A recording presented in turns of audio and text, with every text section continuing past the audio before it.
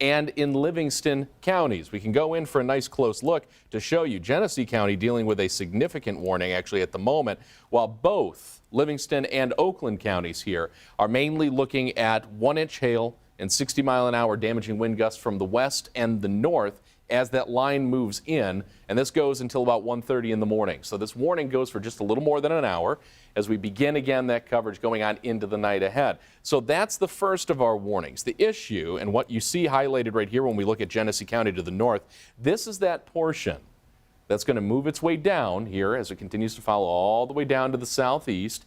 That is where we're seeing some of those stronger winds. See right here what it says in the tag, 70-mile-an-hour winds, 1-inch hail, and the threat is that there is a tornado possible to be able to spin up within there if it continues to try a strengthening trend. It's not doing that at the moment, but a storm like this one is one of the ones we look at as the potential to create a tornado. There's not a warning for it because it doesn't have that ability yet, but that's something that needs to be monitored as this portion moves in to northwestern Oakland County. So Holly, for example, needs to start monitoring where that trend is going, right? We look off to the west and you can see again a lot more when it comes down to these individual warnings. There are a lot of those that continue again to kind of move their way through. You've got all the way down near here, near Onondaga, just outside of Jackson as well. This is where we've got again that 60-mile-an-hour winds.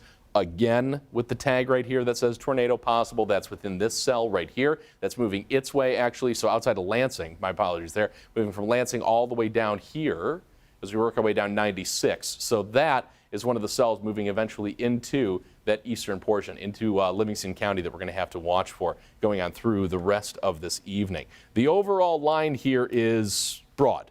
There's a lot. So looking at just the individual warnings, we can pop those up here for you. And what you have are all this orange, are all individual severe thunderstorm warnings. So you've got Oakland, Livingston, Genesee, Shiawassee. We work our way to the west here. We have more, but now also you'll notice that tornado risk doesn't just end.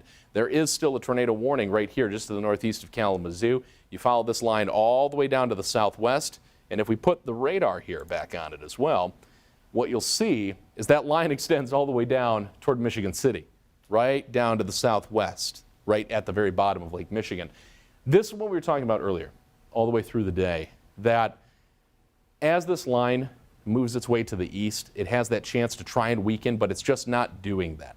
There is a lot of lightning within this cell. There truly is. So what we're going to do, we're going to turn off our auto query right here so we can see just the warnings and just the lightning within it. We're going to come a little closer to us, and within southeast Michigan, within eastern Michigan specifically, we're going to take a look right here and see if we can pop out some of that extra information just about the lightning. And that's something we've really been trying to look at over the past couple of minutes here because there's so much of the electricity with that. And that's what we popped up right here for you then. So in the past 5 minutes alone, within this section of the line, you're getting 834 lightning strikes, 740 of those are that negative charge, 94 the positive. So the difference in charge, the positive ones are the ones that you can normally get when you're talking about the ones that can cause outages, they can hit transformers, do a lot of that. Those are the ones that are the very loud ones that make the very loud pop. So the line itself, as it moves its way in, again, northwest Oakland, we can go in actually for a closer look there because that's one of the spots that's starting to get the main line starting to move in. So you can see in Groveland Township, northwest of White Lake, this section right here is going to continue to move its way down to the southeast. And also note, lightning is striking far ahead of the line. It's late. It's obviously late at night, so not a lot of people should be outdoors anyway. But as that line continues to move its way down to the southeast, this lightning issue is going to become a little more prolific that we have to deal with. There's a new strike here just a moment ago in northwestern Oakland County, just off of I-75. Actually, that's pretty close to Holly, as a matter of fact. So if we take that broader view, and you can see where everything continues to try and move on in, the hope is that while it is already severe thunderstorm warnings and it continues to roll its way like that, hopefully it stays as that. We don't have to deal with any more tornado warnings. They did have some touchdowns already. They have had some damage In southeast Michigan, we have not. So the line, as it continues to move in, what I'm doing over here off to the side is we've got a direct connection here with not just the Weather Service, but some spotters around the area, looking at some of the latest updates on speed, that kind of thing. So that storm that's moving in is moving east at about 50 miles an hour.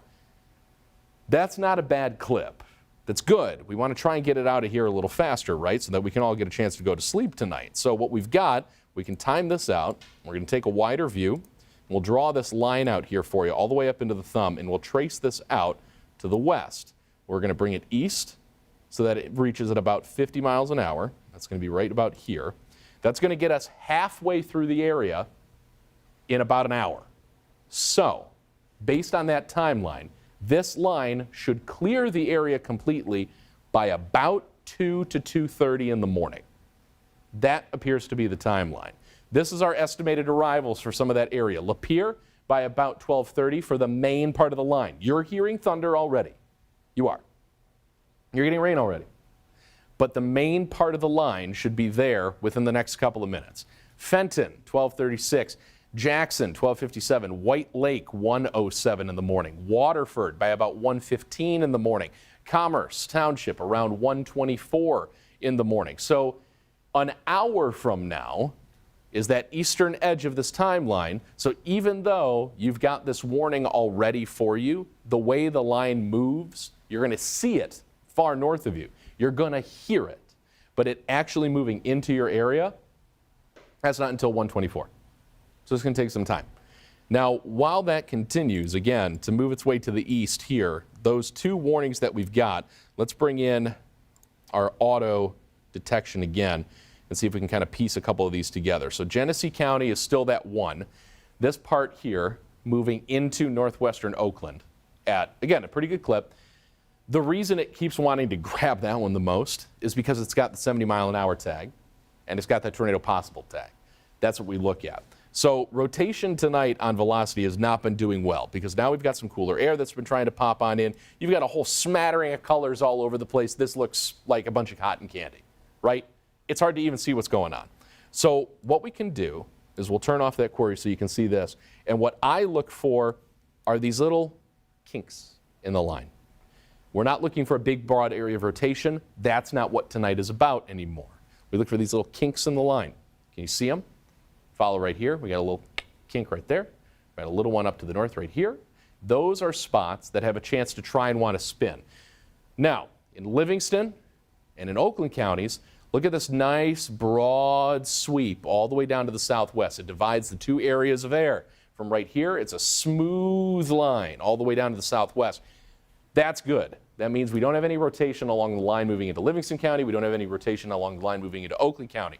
North of there, heading eventually into Lapeer County, you can see these little kinks, though, in the line, and that's what we need to monitor. So as we go farther into the rest of the night, those are the sections that we're going to keep a close eye on here for you. So going through that and keeping a close eye on that individual line. We already gave you, there's a good example actually of what I was talking about with the lightning that wants to move its way and just kind of strike way ahead of the line. The distance between that is a big, big key because you're talking about the line and a lightning strike 17 miles out ahead of it. When we talk about a bolt from the blue, that's what we mean. So you want to make sure, again, I know it's late at night, but there are still things open at night. Bars are the first thing that come to mind. So you want to make sure you're indoors and you're away from windows and everything when we have these storms starting to move their way on in. That's what you're seeing right there. So again, Oakland County and Livingston County, your warning here goes until 1:30, specifically for the 60-mile-an-hour wind risk and also, again, for the hail risk that goes along with it. For tonight as well, while we've got those severe storms that are moving their way in, it's important to remember that it's not just these severe storms alone that we're keeping track of. There's a lot of issues around. So all of that rain that's going to be moving its way in has a chance to drop a lot of rainfall. We've got flood watches for every single one of these counties. And the way that that works, again, is we have to deal with potentially some flash flooding issues as we work our way into the morning. So that's where we're going to keep a really close eye on here. Also adding in as well, don't forget, we do have a tornado watch that's in effect all the way up until 4 a.m. Now, it should not last that long. Really don't see it lasting that long. The line should clear, like I said, by about 2:30. That seems to be the arrival time for the back end of the line. Or at least once it continues to weaken, we should clear it out. But in all of these counties here, that's that tornado watch that goes until 4 a.m. And it's not just, again, for the chance of a tornado. It's also for that potential for stronger than baseline winds. That's what we look at, right? So while we've got some of that as well, and you've got that line continuing to move in, Livingston, Oakland, our first two counties to get severe thunderstorm warnings here for tonight. Those are going to continue here again until 1:30. You got Genesee County to the north. That one here continues until 1 o'clock in the morning, so just a little under half an hour from now. Off to the west, out near Lansing, that warning goes until 1:15, and that's where that line's going to try and move its way on in. And again, that line's moving at a pretty good clip. It may not necessarily be 50 miles an hour for the regular speed anymore. It might have picked up a little bit. Again, not bad news. We want it to be able to clear out. We have another tool here to be able to look specifically for rotation along the line. So you can see very, very weak. You're going to see a lot of yellow. That doesn't mean rotation, okay? That means very, very weak, very weak instances. And anytime you've got these two areas of air kind of colliding and clashing, you have that potential, but nothing jumps out. For us to get any type of worry, you really want to get up into these next color levels here, this kind of golden or this orange color. We're not seeing that. We're not seeing any of that right now. So while we've got, again, a pretty solid setup for the severe storm to be moving into, and again, we absolutely have a good line of storms and a little one popping up right here that's going to be moving its way in toward 1 a.m., there's not the heavy amount of rotation. Now, again, there are those little kinks in the line, like I was mentioning, up here. So going into Lapeer County and very northern Oakland County, those would be ones that we need to monitor very, very closely for the chance to get any type of rotation. So if you live in areas north of Waterford, north of Clarkston, if you're in Lake Orion or Almont or Lapeer, these are spots that we're going to be watching very closely as we go a little farther into the rest of the night. So keep an eye out. And we were going to, of course, keep an eye out as well when these storms continue to move on in. And a reminder, this line goes all the way back to the southwest. Does not mean we're done. You've got severe storms all the way along. Actually, the strongest part of the line now is on the southwestern edge. That is going to move its way here all the way to the east. It'll impact Jackson, and then it'll impact our southern counties. So most of the northern metro and going all the way into Detroit, those are going to be areas that clear again by 2:30. This back line right here, this part, is likely not going to clear completely until we get closer to that 3 to 3:30 mark, because it's going to take time. It is. Because this needs to both sink south while it's moving east. And it should do that, but it needs to get south of the state line before our risk is completely done. And that's what we need to monitor going into the next couple of hours. So again, up to the northeast here. We're going to erase that. We're going to bring this back up to the northeast here for us. And that's where we've got the main line with, again, Oakland and Livingston counties here with their first warnings. We're going to bring this out a little bit more so we can tag all those. There it is. Livingston and Oakland counties again. That severe thunderstorm warning until 1:30 in the morning. For not just those specifically two, Genesee County goes until 1 a.m. And again, the reason for that is the stronger wind gusts that are within there. And we can give you a little more info on that when we go in just close enough here to just Livingston and Oakland. And that's what you're looking at right here. So Livingston and Oakland, again, the first ones, 1-inch hail, 60-mile-an-hour winds. We're starting to see a couple of nice little storms from the Highland area all the way over to just north of Brighton, right along 23. These are ones we have to keep an eye out for. They're the baseline storms. The really nasty stuff was north of us. That has since died down. We still have a lot more to our west, of course, this way, and that's going to get that chance to try and swing its way in our direction. But while we have all of that, what we're going to have to keep a close eye on here going on into the rest of the night is going to be that back end all the way down to the southwest. So that's what we're going to be watching for, right? So keep an eye out there how that moves through. And we're going to have that slowly swing through. Let's pop up just the warnings, and that's what you've got right here. So you've got all the different warnings actually all along this line, and you can see that moving its way down to the southwest from the Sturgis area all the way up toward Lansing. You've got a bit more all the way up to the northeast here. So there are some spots that we're having to work with going into the next couple of hours that are going to take a lot longer to move in, right? But if each of them's moving here at about that 50-mile-an-hour pace, we can take our distance marker here and at least draw out a couple of these. So that means that this line should clear the state line maybe about 45 minutes, 50 minutes from now. You've got the center of this line here that's going to take all the way to get to Toledo, probably about an hour and a half at least, probably about an hour and a half or so. That's going to be what you're looking at right there. So you can see that right here, about 84 miles. So it's going to take about an hour and a half to make it that way, 50 miles an hour. Makes sense. And then again, you have the rest of the line. That's going to take not as long because that's only moving about 23 to 30 miles. So a lot easier for that to be able to clear the rest of the area.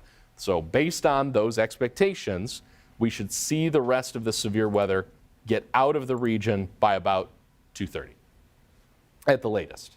That's what we're looking at just based on the math. And again, we're trying to do this off the cuff. But this line here, at least the stuff moving into southeast Michigan, isn't giving us the really bad stuff like what they had just up to the north. They had a potential touchdown outside of St. Charles over toward Birch Run. You had 2 different touchdowns on the west side of the state that potentially caused some damage out that way, including out toward the Plainfield area and potentially Fowler. Not Fowlerville, but Fowler. So those are different spots we're looking at. And again, with the different feedback we're getting, because that cooler air is coming on in, we're just getting that horrible cotton candy look, unfortunately, on velocity for tonight, because you've got that cooler air and all that moisture that's fighting against each other. So what we look for are not going to be the direct color schemes anymore. We always talk about bright reds and bright greens. This looks obviously like we're in the middle of a cotton candy machine. So what we look for then are the little kinks in the line. That is where you have that chance to try and get a little rotation popping up. And that's why they have the severe thunderstorm warning here that says tornado possible. You see right here, these little kinks, like this one right here in northern Oakland County. And you've got another one a little bit farther up to the north. Genesee County, that warning just ended. That's the good news. But we watch these little bends, these little kinks in the line. This one especially there, that one in northern Oakland County. There's a new severe thunderstorm warning for baseline 60-mile-an-hour winds for Lapeer County. So the line continues to move its way to the east. Here's the latest updates. You've got Lapeer County and Livingston and Oakland counties, those ones. So Lapeer County, the newest one, this one goes here until 1:45. Livingston, Oakland, those both go until about 1:30. And again, they're at the baseline strength, which means 60-mile-an-hour winds and potential of up to 1-inch hail. And again, we're right here on the stream here for you. We're working on the stream. We're making sure we got you covered across the board. That's the good news, too. And in a moment, too, we're going to bring in meteorologist Vitas Reed, who is joining us nice and early. He's going to be able to give us a helping hand. So for when you jump on in here, Vitas, we've got Max 2 set up in case we have to do any kind of checking ahead of time, but then everything's all right here for you as well. But that's kind of the main thing that we're looking at is right along the line, you've got all of those storms that we're having to work with. So I'll give him an ETA real quick, and then I'm going to hand things off to Vitas so he can jump on in here real quick. About 50 miles an hour, moving its way to the east. And that's what you've got right here. Good morning. So looking at about 50 miles an hour. There we go. So Troy by about 127. You've got Port Huron by about 131. So Pontiac by 112. That's what we're talking about. You've got the northern part of the metro that's going to get that chance to clear out. That's the good news. And then you also have the southern part here. Yeah, that's going to take longer. It is. The line is sinking its way down to the east-southeast. It's going to take longer from Monroe County to clear. That's why we keep saying, even though our northern areas will likely clear by 1:30, our southernmost counties, those are going to take a little longer, and that's going to be the main thing that we have to look at here going on into the rest of the evening. So what I'm going to do is I'm going to step out here for you real quick. Let's leave Max 1 up, but let's bring it actually full screen so that Vitas can come on in here and kind of get a few things set. So what we've got, Vitas, thank you very much for jumping on in. So he's going to take a look at some stuff over there. Yeah, we got a couple storms moving in. Yeah, you know, Ahmed coming in earlier, I was seeing a lot of flashes of lightning out there actually making my way in. And that's not even the main line of storms pushing in yet, but still a lot of lightning. We're going to be seeing a lot of wind with these storms. We're going to have these heavy downpours of rain. And remember, the ground is already saturated. We had those flood watches for the entire state of Michigan, which is very rare. I mean, it's the only time I think we've ever had. Isn't that correct, Ahmed?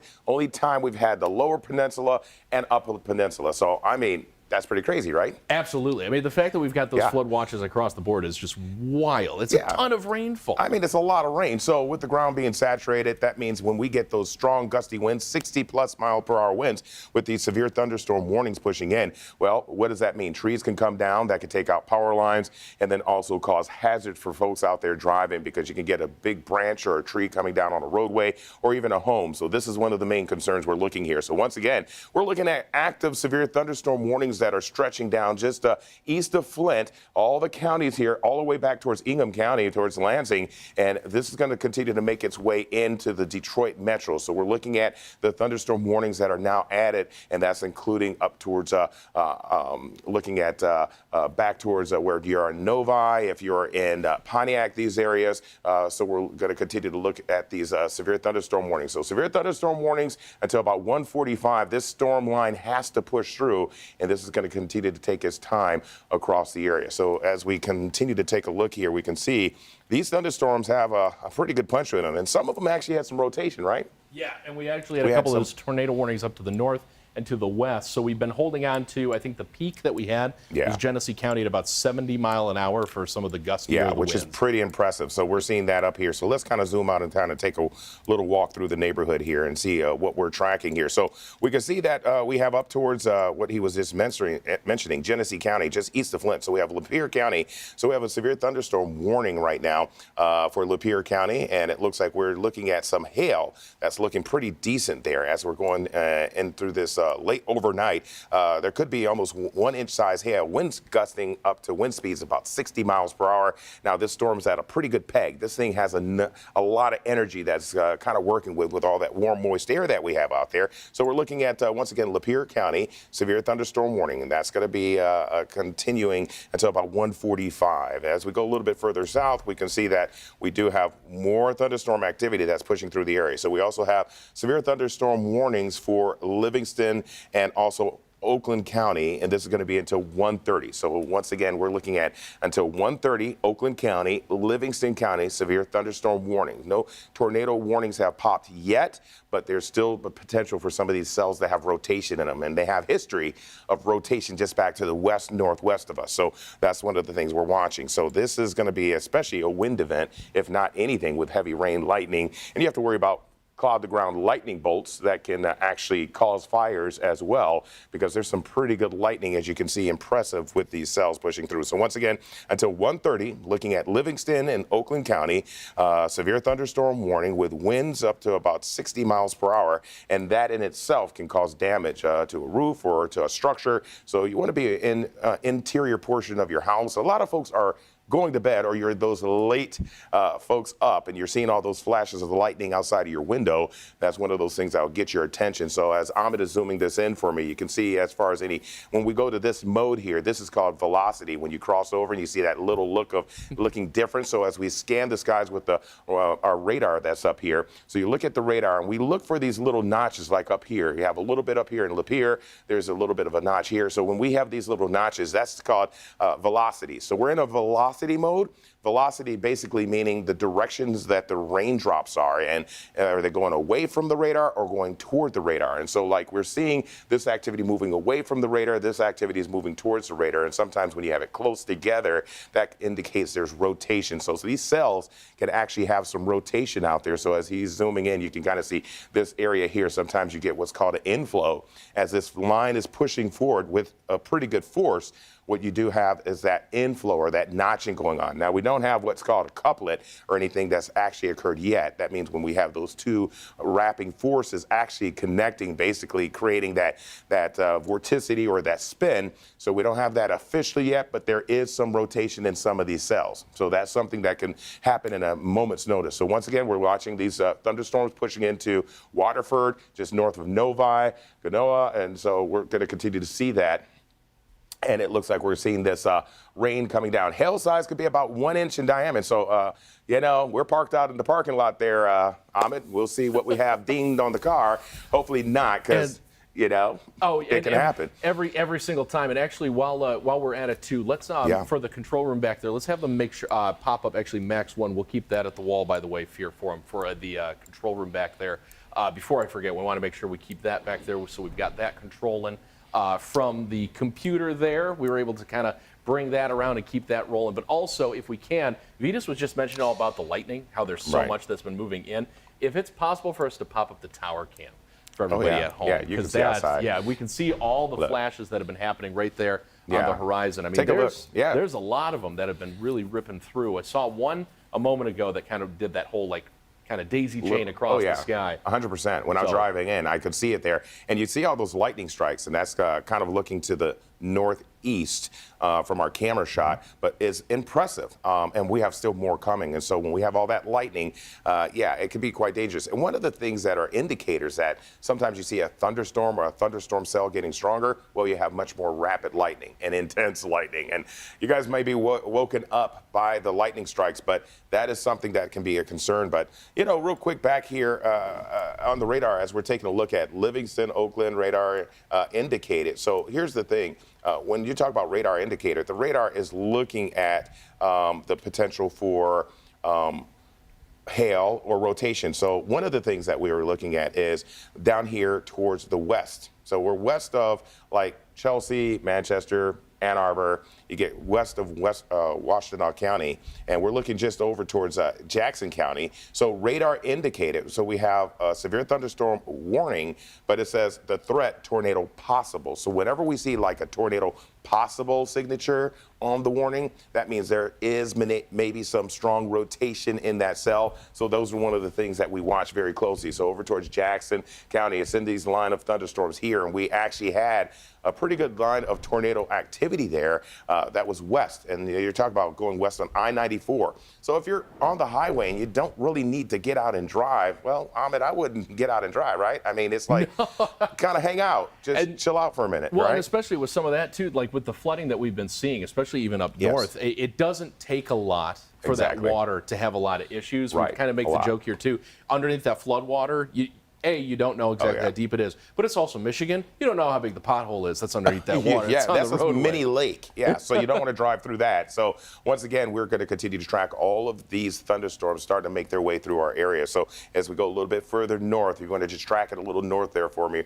We can see up towards, and once we get into Lapeer County. So we still have this severe thunderstorm. Look at all this Attica. We have a lot of lightning. If you are waking up along I-69 there, you get up in this area here, up around Davison, you're getting up there towards I-69. Just a lot of heavy rain coming down South State Road, or if you're over there near just east of where the mall used to be, Genesee County Mall. But nonetheless, you're talking about some heavy downpours of rain and heavy lightning and thunder, and that's going to continue to stretch down if you're on I-75, looking at this area down in here, Waterford, looking at Farmington Hills, a lot of lightning and thunder as you're getting into parts of Oakland County. So we have this severe thunderstorm warning until 1:30 as we're going to continue to track these thunderstorms pushing through. So it's a lot of wind, 60-mile-an-hour winds, some hail reported in some of these cells, and then we also have lots of lightning. And I don't know if we have a hail tracker turned on, but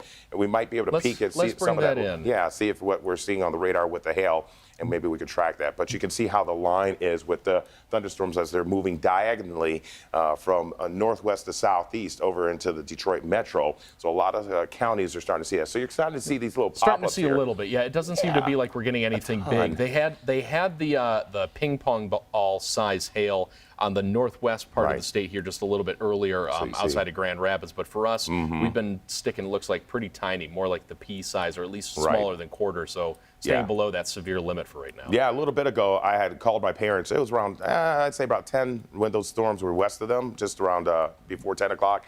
And I talked to my folks over in Grand Rapids, and they said, oh, yeah, we're in the basement right now. They were doing exactly what they're supposed to do, be in a lower level of your house. And, I told my wife that. I said, well, you have to go to a basement, or you have to get an interior portion of your house, or windows or doors. You have to watch out for that. If you don't have a basement, not everybody has a basement, you have to go to an interior portion of your house, like a closet or a bathroom. Get in the tub. I mean, that's usually the hardest surface around you where there's not windows or big glass areas, and that's just to keep you and your family safe. So just have that prep. And even another step is you can put on bicycle helmets. Bicycle helmets help protect your head from any type of breaking glass or things that are flying, you know, as far as projectiles. That's what tornadoes do. They like to take things and make them into like little mini missiles and fly them around. So that's something you have to watch closely. So once again, as we are tracking these lines of thunderstorms, they're starting to make their way in through Lapeer County, Oakland County, Livingston County. We have these severe thunderstorm warnings that are going to continue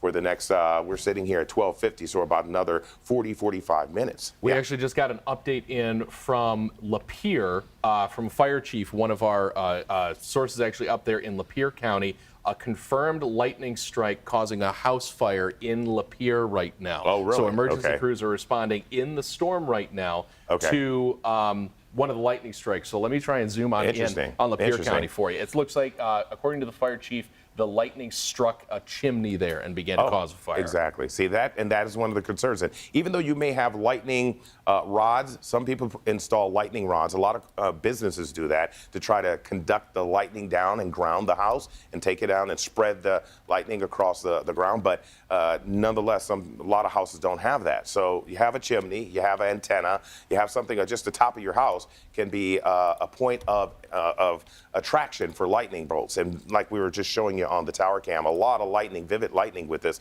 So we can see a lot of strikes. So you said in Lapeer, the fire department has reported that there has been a house fire and it could have been a lightning strike potentially that started that fire as we have the severe thunderstorm warning working through here. And just think of the firefighters. We have hats off to them. These guys, ladies and gentlemen, go out and work in this heavy rain and this dangerous lightning. And we always tell you, go indoors, don't be outside in lightning, but they have to work in that to fight the fire. So we really appreciate all the heavy lifting that these folks are doing. So we're looking over towards Goodland. You're getting definitely some heavy rain, I-69. Along that corridor, you have heavy rain coming down. Over in Davidson, you're probably getting some really heavy rain as this continues to move through Oxford and down towards Brandon. We're seeing heavy showers. Waterford, you start to get this. This is where the National Weather Service radar is actually. So we're seeing as far as that heavy downpour of rain coming down. White Lake, you're getting it right now. And remember, you're going to hear that approaching ahead of time. So what we hear is a gust front. So you don't want to confuse that with a tornado, but you may hear the wind really picking up, like just really picking up. And the trees will be blowing pretty good, and you see a lot of lightning flashes, and then that rain comes. What we're seeing is that outflow, and we talked about an outflow. So these storms basically are like living, breathing organisms. What they do is they're sucking in that moisture, and what goes up, what is it? Must come down, right? What goes up must come down. And what's going up, we're getting a downward motion of the outflow ahead of the storm. So generally it might be warm in the 70s, and all of a sudden you're getting a gust of that cooler upper level air where what goes up has to come down, and we see that gusting out, and those winds are at 60+ miles per hour, and you see the temperature drop actually with these storms moving through. So all of this lightning here pushing through the area, definitely over portions of Oakland County, looking at central Oakland County, central portions of Livingston County. You're going to continue to see this. And I mean, coming in, I saw a lot of cars still on the highway. Usually I'm coming in a couple hours later and it's really kind of quiet. Me and the raccoons, that's it, maybe a few deer. And right now, there's still a lot of people on the road, so they're going to be driving to a wall of water on I-96 heading westward and heading over towards Howell, Brighton, these areas. You're going to get dumped on with heavy amounts of rainfall. So this is the thing that we're concerned with. Also with the hail, you hear that pep, pep, pep, pep on your window. You're going to start hearing possibly that as well. But the good news is, even though we can get some damage or lightning strikes out of this or wind damage from these storms, no tornado warnings at this moment, but we're watching it very closely because there could be some spinning up. There's some slight rotation in some of these cells, and it only takes a second for that to happen. Yep, absolutely. So what I'm going to do, if that's all right, I'm going to jump on in here in a second. Yes. Control room, we've popped that up full, and we're going to go over the safety procedures for everybody as well. Hop on in here. There's that lightning forest that's already happened on there. So what we'll do, let's pop up Max 1. We're going to give everybody those safety procedures again so that we can really kind of go over all of that. When you've got those severe thunderstorm warnings, the biggest thing that we look for, again, you want to make sure you stay indoors, bottom line. Don't go outside, especially when you've got a severe thunderstorm like that. Stay away from windows, and make sure you always have that flashlight or at least your phone charged. A lot of people have those battery banks. Those are always great to be able to have. That's an important thing when it comes to a basic severe storm. But we've seen already there have been some areas of rotation. There have been some tornadoes. There have been some spots that we've been working with. So when you have a tornado warning, what you got to do is you got to make sure you go to the centermost portion or the lowestmost portion of your home. The hallway is great when you have a one-story home, so for some people that don't have a basement, this is a good spot. You have the hallway, you have the underneath a staircase, you have a closet that's an interior closet away from windows. A bathroom, if it's an interior bathroom, is great. If it's an exterior one, just again, try and stay away from windows there. You get in the bathtub, that's a good spot again to be safe. But the basement is always going to be that best spot no matter where you're at. That is going to be your best place. You know, we always kind of, it's almost like a joke, but don't go outside on the deck. I know it's the Midwest. I am also a Midwestern father. Don't go outside and start looking for it, okay? That's the main thing. Don't go do that. Now, a lot of people also have been asking about, okay, but if I'm in an apartment, what do I do? Lowest floor. And if you're in a larger one, you can head on down. Sometimes there's garages there. Lowest floor is always going to be your key when it comes to apartments, okay? That's going to be your safest spot. We do have some universities. We got some colleges around the area. So if you're in a dorm, for instance, lowest area is where you want to go when it comes to the safety for that. Move inward. So again, you want to stay away from windows. That's for if we have that potential for any of those stronger storms to try and move their way on through. So when we've got that with that as well, we're going to prop up here. I think it's loading. Yeah, it's taking a second for the radar to want to load on up there. So the radar here for us, again, you've got that main line of storms all the way down through. And the good news, actually, if you got, let's go a little farther down to the southwest. Over the past hour, this is starting to look pretty raggedy. That's good news for us because, yes, we've still got a couple of those severe thunderstorm warnings, and that's going to move toward us here because you got from Sturgis up toward Emmett, you've got Coldwater, but that is a lot weaker than where it was even just half an hour ago. So while that eventually heads toward our southernmost counties like Hillsdale, Lenawee, into Monroe counties, that should have a chance to hopefully weaken a bit. Even up through here, trying to lose at least a little bit of steam. But again, Lapeer County with some of those heavy areas of rain.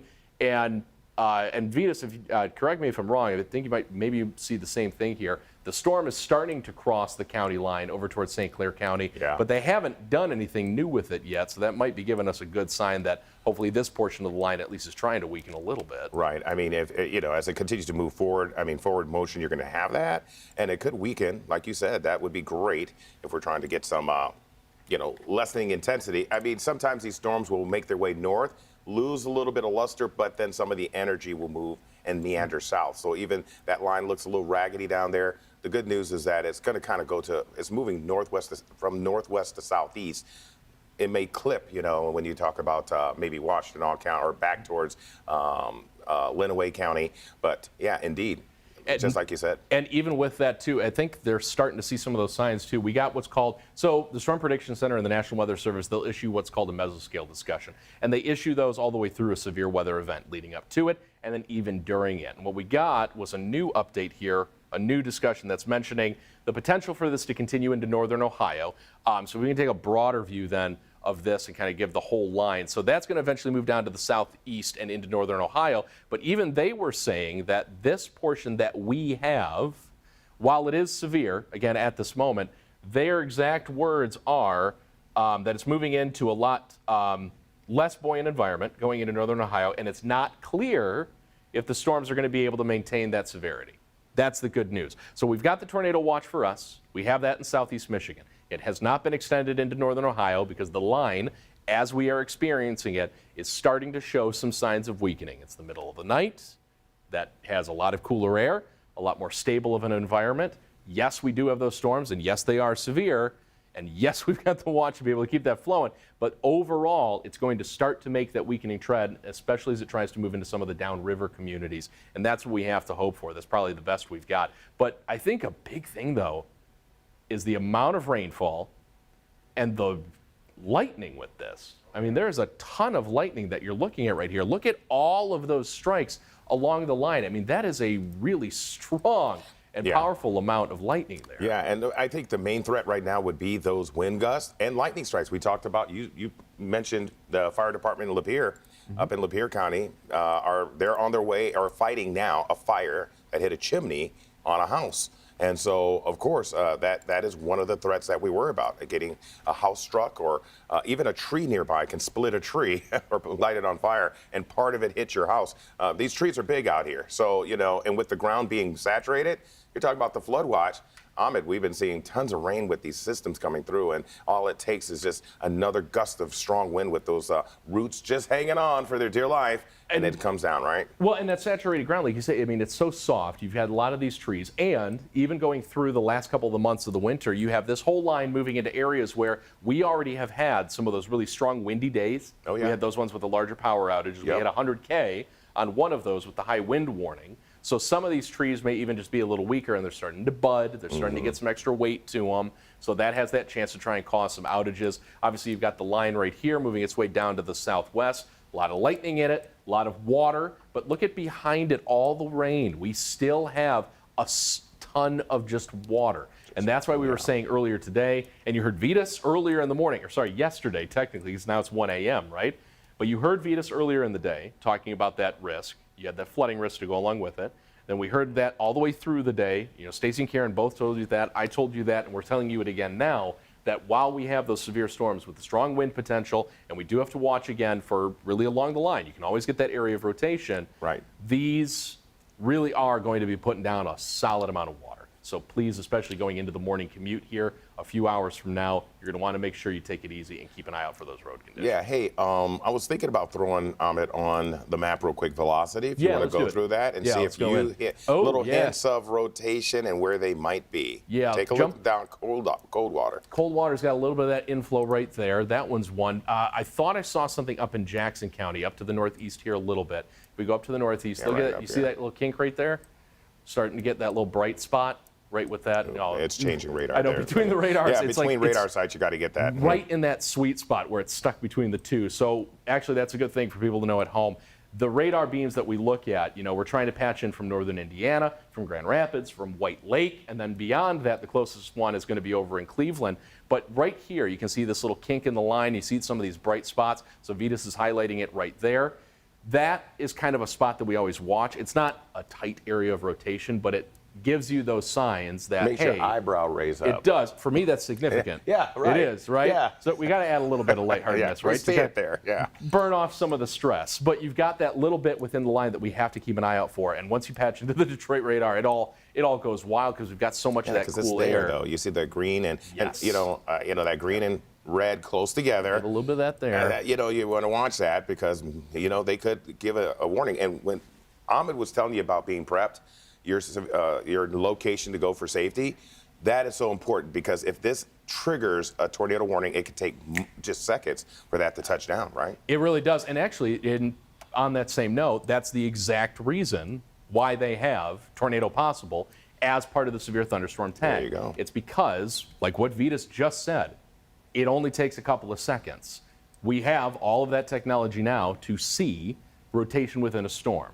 That's why sometimes you get a tornado warning, but you don't get a tornado from it. It's because you can see the rotation in it, and it only takes seconds. So it's good to have that warning in place and say, hey, this doesn't take long. We want to make sure that you're aware that the potential is there. But I think that's a spot we're definitely going to have to monitor here over the next little bit. I agree. I mean, it's kind of right there. And of course, you know, the National Weather, we can't make the calls on warnings, but we can alert you and tell you, hey, we got one down here. Oh, so there's a new one. So, yep, they're So starting to get at least a few more. And that's that the one spot we were just pointing out. We just pointed that out, Just right? pointed that out. Yeah. There's that inflow right there. So there's the area of rotation from just southwest of Coldwater that's moving down to the southeast. So it's outside of southeast Michigan, so we're going to stay on the stream. So that's the good news. But we can at least show you on the stream here.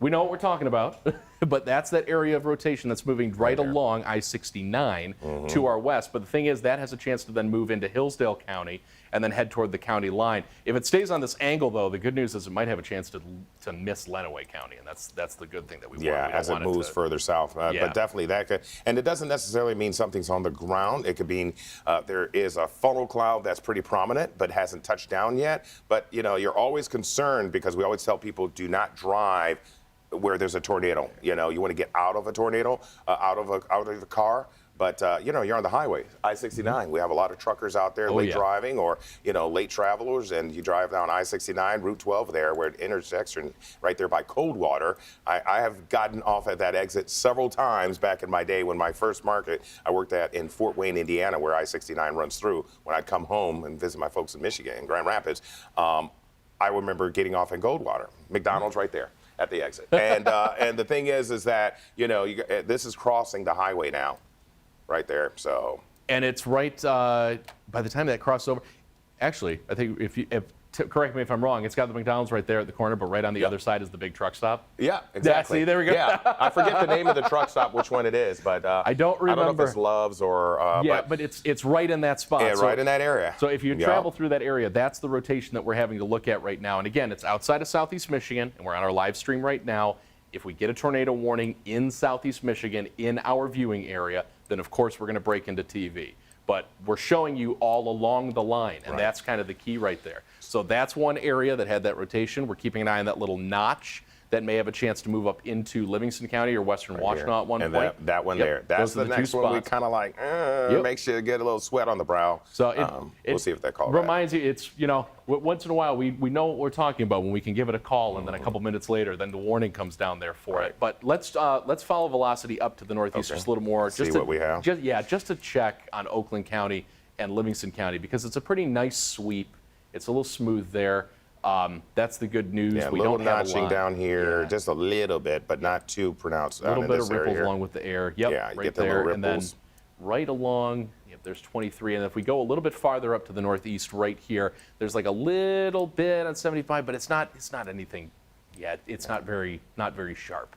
Yeah. That's the good news. All right, and then up to the northeast, Lapeer County, that one's almost done. They're kind of shaving away that warning. So that one actually might have a chance to go away shortly. We might be able to get rid of that. Maybe it loses enough intensity. I'll hop back for you on regular Doppler, looking at the precip. And you can still see a lot of lightning still. Yes. It's a disco. First thing, we both thought the exact same thing. The amount of lightning is just intense along this entire line. So heavy rainfall, a lot of lightning, definitely gusty winds. You want to make sure you're indoors, away from windows. It's not something you want to be outside for. Obviously, it's late at night, but that makes it all the more important that you make sure you're up to date with all of the information. We're staying here on our stream, obviously, until the severe weather risk is gone. And the line, again, the hope is for it to be able to try and clear the area by the time we make it to about that 2:30 mark. So that warning, again, for Oakland and Livingston here goes until, I think it was 1:30 or so? Yeah, 1:30. Yeah, until 1:30, so just off to the west. Interesting thing, Amit, is that, we had talked about the possibility of isolated MCSs or mesocyclone, individual cells that might develop. That would have probably happened ahead of this front, but I think it's more this line we're looking at, a very good squall line that's pushing through. So it's an indicator of more the wind, and we had all that warm. Man, I opened my windows at the house, pretty much letting immediately the breeze blow through the house. And it was upper 70s, lower 80s that we could see across parts of our area. So that adds fuel to the strength of these storms as you have this frontal boundary pushing through, helping lift all that warm, moist air. And I was talking about it earlier today, or yesterday, buoyancy. That warm, moist air is buoyant, and you have that stronger immediately cooler, jumps it in. Boom. And that really takes up the level of potential for strong storms, The gas in the tank, that's all you need. You need that high octane stuff, and we had plenty of that over the past couple days. Great update that we just got in, actually, from the Weather Service. The timeline appears to be up from now until 3 a.m. It looks like 3 a.m. is the cutoff. That's going to be the end of it. Good news. So the line should hopefully clear again by 2:30. We'll keep our fingers crossed that it clears by then. Give us a little extra half hour. But the severe threat's still going to be those straight line winds we were just talking about. The line still kind of stretching there from Lansing and Jackson all the way to the east. That seems to be the main severe potential is what they're talking about. The gusts still the primary concern, but there is that little spin up risk. You already saw, we just showed you that there is still a tornado warning in the southwest part of the line. So those spin up tornadoes along the line are still a concern. You can see it right there. Is that giving kind of a little bit of a hook to it? It got a little bit of a hook. It's got a little bit of a hook. You get that, and when you say hook, I'll point it out here on the map, and you can go ahead and explain it there. So right here, when we say hook, it's everything tornadic spins counterclockwise, right? Spins like this. So you can see right here, follow the curve, and then follow it along like this. And this is that hook that you can see in the reflectivity. And that gives you that sign that you're getting that spinning right within there. And if we pop up velocity, I bet you it's actually still pretty bright right underneath that spot. Up there. Yeah, I bet. Yeah. Let's see here. And there it is. It's pretty bright right within that area. So still no signs that it's down. Again, what we're talking about here, we're staying on our stream. We're showing you the whole line. This is the most severe storm out of the line right now. If there's a tornado warning in southeast Michigan, then we will jump on the air for that. We will. but we're going to stay on the stream because we don't have a tornado warning in southeast Michigan yet. We have severe thunderstorm warnings, but this is the one that still continues again. Coldwater is a spot a lot of people know, and that's moving its way. It crossed I-69. That's going to move its way down to the southeast here, just to the probably to the southwest of Springtown, over to the north of Algansey, and then that should hopefully drop down over toward the state line here shortly. There's the latest scan right there. It's moved it past east of I-69, so it's over the highway. We don't know if there was an actual touchdown yet or anything, but nonetheless, you definitely have the rotation. Like you said, Algansey, Stringtown, these are small towns, but yet, you know, there's a potential for rotation or a tornado in their area. Definitely. I wonder if this will hold crossing over, though. It's going to be interesting to see if it holds together. For the control room, if we can prop up the tower cam again, and then that'll be great to be able to show people the amount of lightning. And I'll let Vitas jump on in here and kind of walk you through the line as well. I'm going to jump on over to the computer and bring that up also, because that again, I mean, that is a ton of lightning. I mean, you can see the flashes now in the tower cam. We'll take a wider view right here. I mean, look at all of that lightning. We're looking right up that way. Let me show where. So we're seeing this part of the line right here. Yeah, that's what we're seeing. So looking into Oakland County, so Troy, Pontiac, stretching all the way back over towards Novi, where it's still just the outflow, this light green area. You're starting to hear the wind really rustling, like you're probably, if you're asleep, waking up, and you're turning us on right now, you're probably hearing the trees blowing pretty good, but these lines of thunderstorms are really making their way through the Highland. You're going to start getting at Farmington Hills, these areas, so about to cross 696 corridor, 96, already 96 out in Howell and Brighton. They're getting some heavy rain out there, you know, the exit where you have Meyer and the other shopping centers and strip malls and everything. Get a little further west out by the outlets. They're already seeing the heavy rainfall coming down. And the other concern, you know, I don't know if we mentioned it yet, but is hydroplaning, because there's still a lot of people out on the roadways. Some people getting off that late shift or going into work and the late shift, and you got to slow the speeds down because you get that water ponding and pocketing on the roads. You can run into a problem, not even lightning, wind, or anything. It's just you losing control with your car because you're going too fast. So just take your speeds a little slower and take your time out there on the roadways. But nonetheless, we're definitely getting some heavy rainfall. I think some of the strongest winds, though, will be right in this area as of now. Troy, you get that little bowing going on.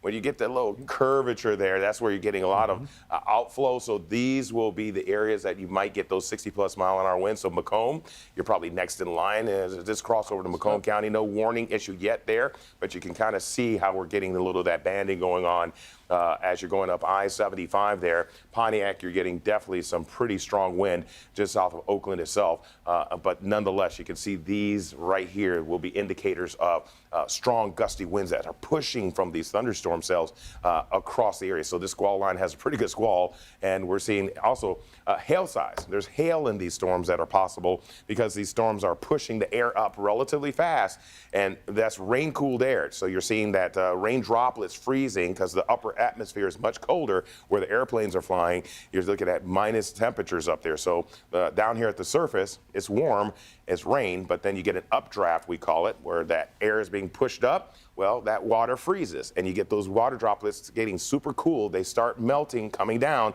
and then you get another updraft that takes that water droplet up, and it refreezes. So it's basically compacting itself on each other. And then finally, where it can't hold it anymore, you get the hail coming down. So depending on the hailstone, sometimes can determine on how strong that thunderstorm cell is. And getting anything about 1 inch in diameter or 1/2 inch, it shows there's pretty good strength in some of these storms that are operating out there. So what we're seeing is Rochester. You're getting some decent heavy downpours of rain, possibly winds up to about 60 miles per hour. And like Ahmed has been talking about, in fact, he confirmed it with the National Weather Service that this is the first time ever, correct? Yes. Yes. Yeah. First time ever, right?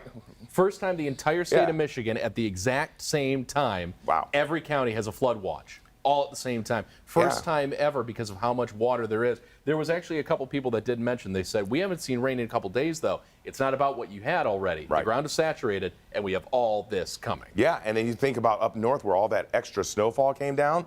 think of Sheboygan and up there towards Cadillac and Traverse City and Alpena and all these areas, you're getting heavy downpours of rain over that, and you get rapid snow melt. Well, you always run into a problem out there with rivers and rivers crusting or going over areas. They had the issue with the dam up there, so warnings from that. But nonetheless, even here in Southeast Michigan, we have the issues with that, and we're kind of geeking out over it because it's the first time for that kind of thing. But you get two meteorologists, and we hear that not because we're happy about it by any means. It's just like, oh, this is the first time. This is something we've never seen before. So that's what we're seeing. So once again, we're looking at these strong storms pushing through, and the good news out of Genesee County going into Lapeer County, I don't think they've extended that severe thunderstorm warning stretching east, which is good as far as what we're seeing over towards Sanilac County, and then also over towards Port Huron. You're probably getting some heavy lightning and thunder, but yet no warning for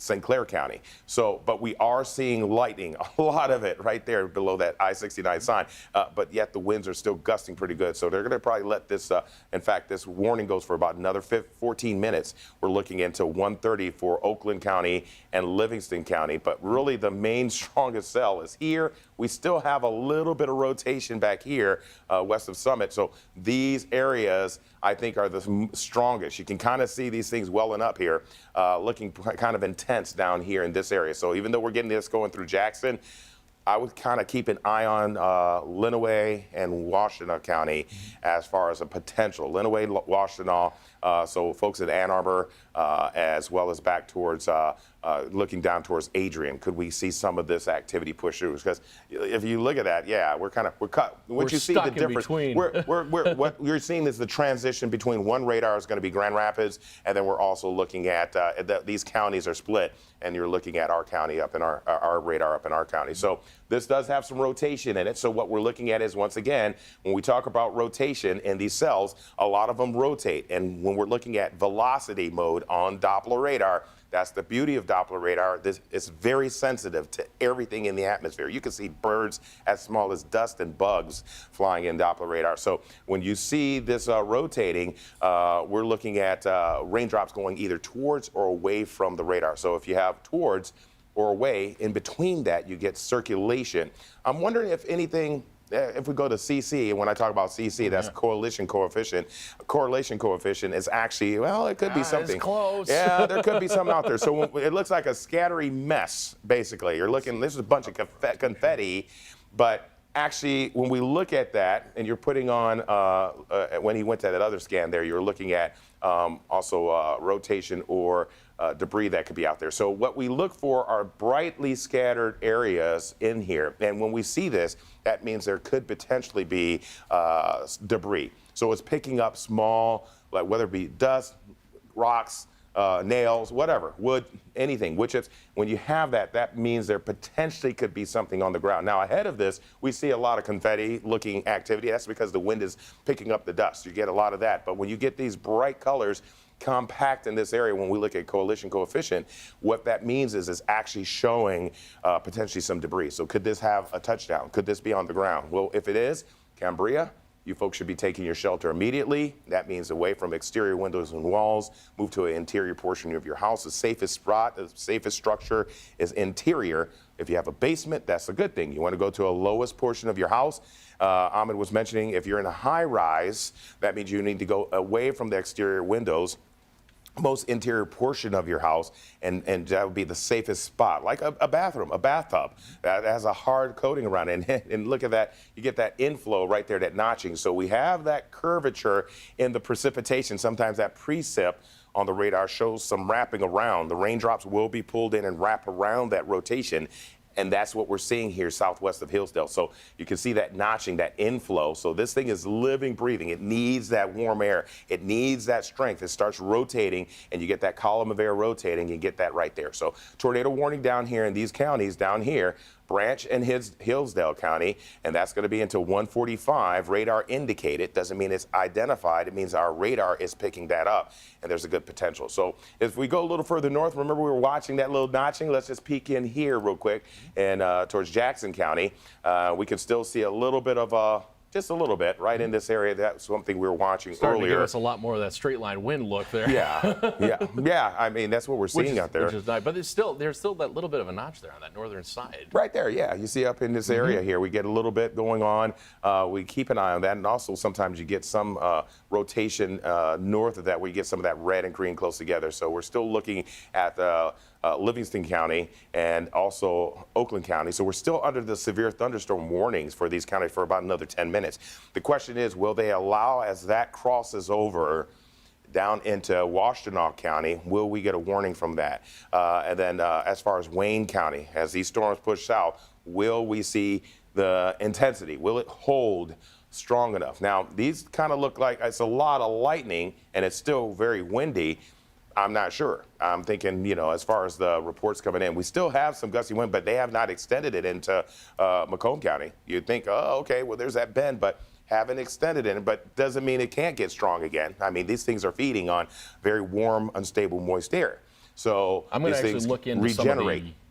to some of the actual stations out there and see if I can get some of the latest wind gusts. And if it's only gusting up to like the 40s and stuff, they might not extend it then. Yeah, they'll probably just let these severe thunderstorm warnings die out. But the main concern, I'd say, as we get a little further down southwest, these things are a little stronger. And where they have that tornado warning and some of these bands of rain that are kind of bowing, you get that bowing. So we had the bowing action up there towards Lapeer County. And then we have this here, this secondary area that we're kind of seeing here that has a lot of velocity still with it. So still some pretty good push, 60+ mile per hour winds, some hail, 1 inch in diameter potential.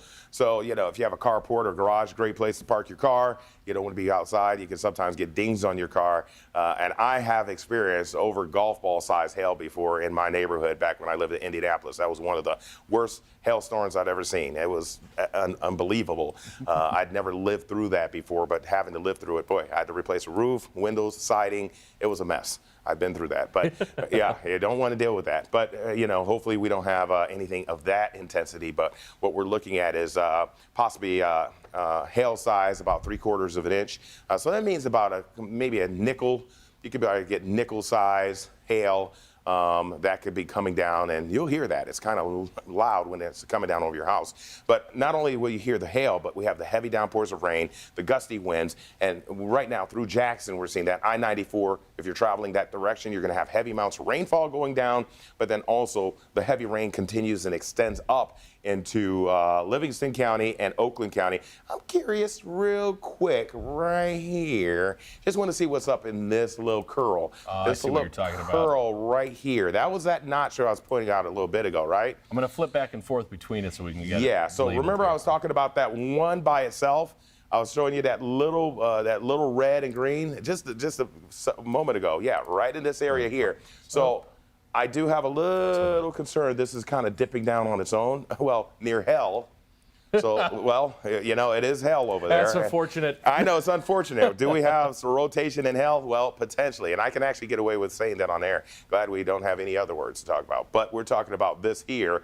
That right there is kind of independent. And when you have that, most everywhere else, what do you notice? It's just pretty much Lyon, Hamburg, but all of a sudden you got this dip right here. Now, with each scan, this scan doesn't show it as intense, but near hell, right there, there's a little something that could be a rotation. Now, let's just watch that. Not saying there's anything officially, but these thunderstorms.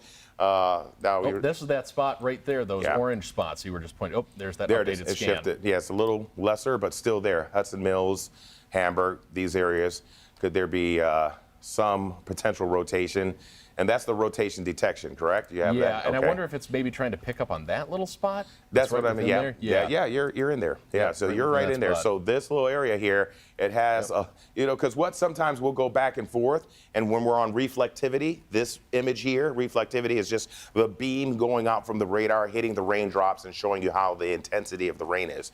So the brighter red and yellows and orange, those are showing that, especially the reds are the heaviest coming down. If it's like a white color, purple, that's when you're seeing probably a good hail core or turbulence. So, but when you start seeing sometimes these bands, the rain will wrap around, you get that cell creating a little rotation even before you get a tornado warning, it's kind of an indicator of that trying to form something, and you get a little notch flow, and if that strengthens enough, well, you could get maybe a potential. So something to watch there, over there in Livingston County, south of I-96, near Hamburg, Route 23. You know where the split is, where you get off either going north or south, heading towards Ann Arbor, right there on 23. So we have that big interchange there. So that's over near Hamburg, and then of course Lyons. So this is coming down pretty good. So we're going to continue to track how this plays out. Now the severe thunderstorm warning itself is valid for about another 5 minutes for Livingston and Oakland, but could we get something else beyond that? Now they have not extended it. Sometimes when you have a pretty good push of storms, they'll extend it because they know winds are going to be moving into the next county pretty intense. But right now we're just seeing a lot of lightning. You're hearing a lot of thunder, and you may get some gusty winds. But what we're looking at here is potentially a little rotation in that cell right there. Not as impressive right now. It probably had a life of a moment there trying to get, and that's what I mean. It takes just a few minutes for something to try to organize. And I know the National Weather Service, the folks on staff right now are watching it. They make the calls to send out the warnings, but we're watching it too to just kind of say, okay, keep an eye on these areas as that moves south.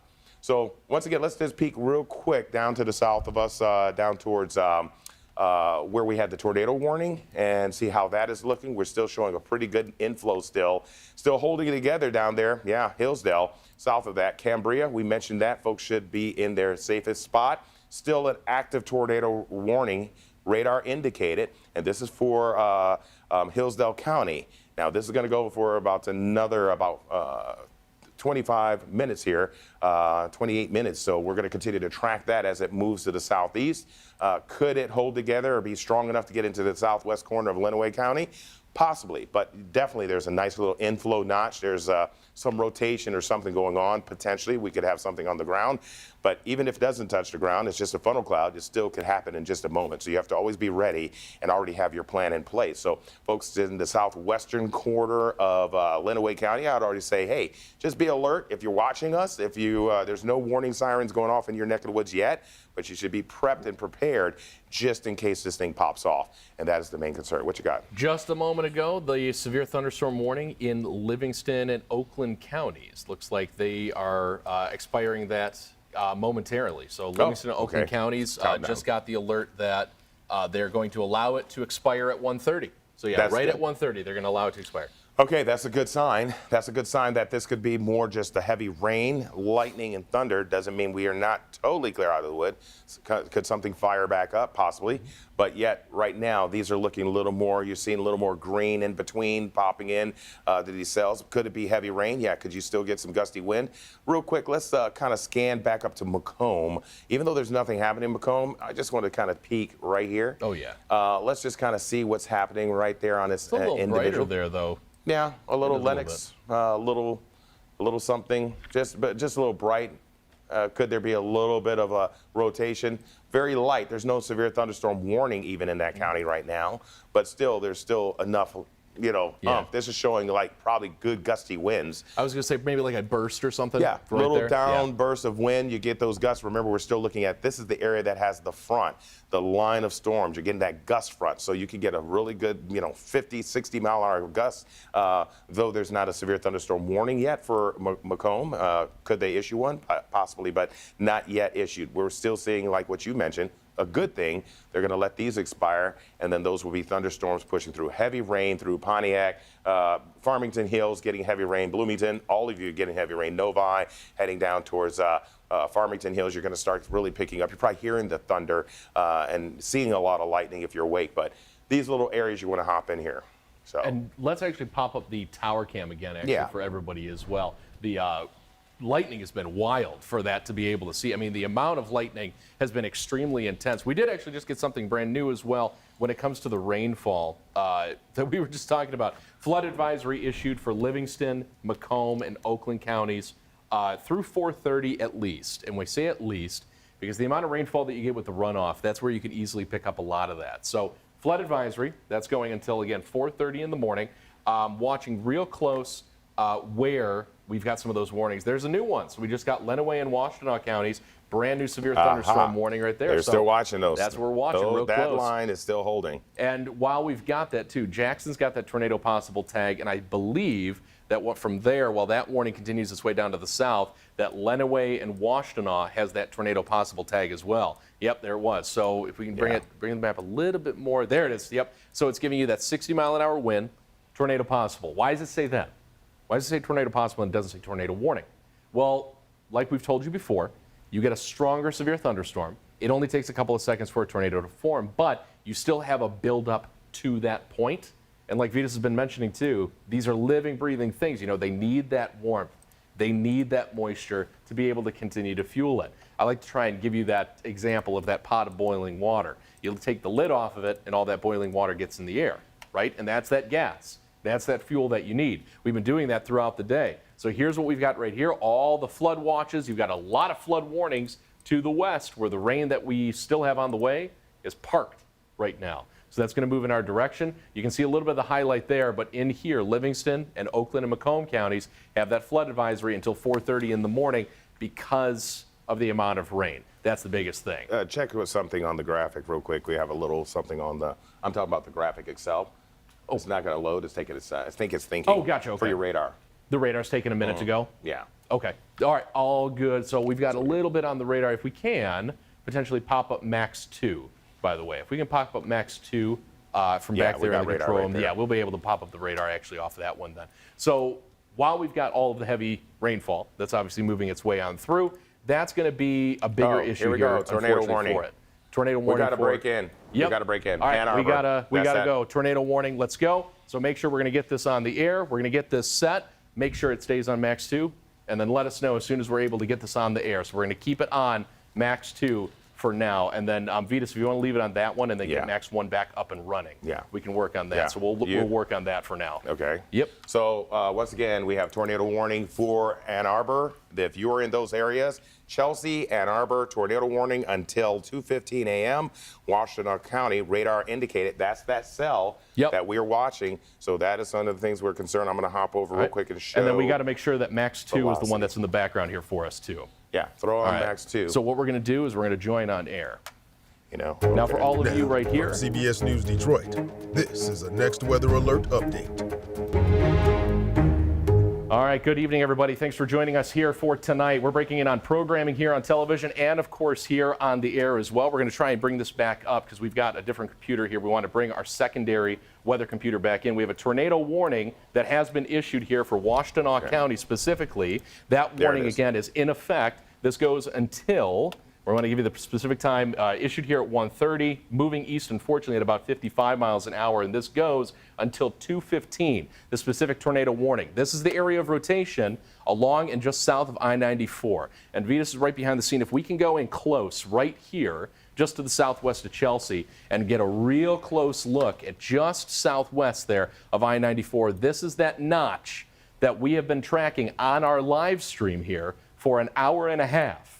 We have been tracking this specific notch here for an hour and a half as that continues to move on in. That's the tornado warning that we're looking at as well. So that's what's caused this to be issued here for northern Washtenaw County, unfortunately, here for a little while longer. And I think we actually just took a little bit of a power hit there for a moment here at the station. So we're back up with you. Don't worry, we've got you covered. But that is the main spot that we really need to keep an eye out for. So if you are in northern parts of Washtenaw County, especially from the Sylvan area, Rogers Corner, especially, look how fast that actually is moving. Yeah, that's right along just south of I-94. Yes, I'm going to jump on to Max 2 from here. So if you take care of the first computer, I'm going to work this here. We got the first computer up and running. It is reloading. And this cell right here, south of I-94, that's the area of rotation, and it's going to move at a very quick pace, and it's actually heading right under I-94 just to the south, and it's working its way toward Ann Arbor. There's our primary computer there for everybody, so you can see what we're looking at. You want to hop back over to Max 1?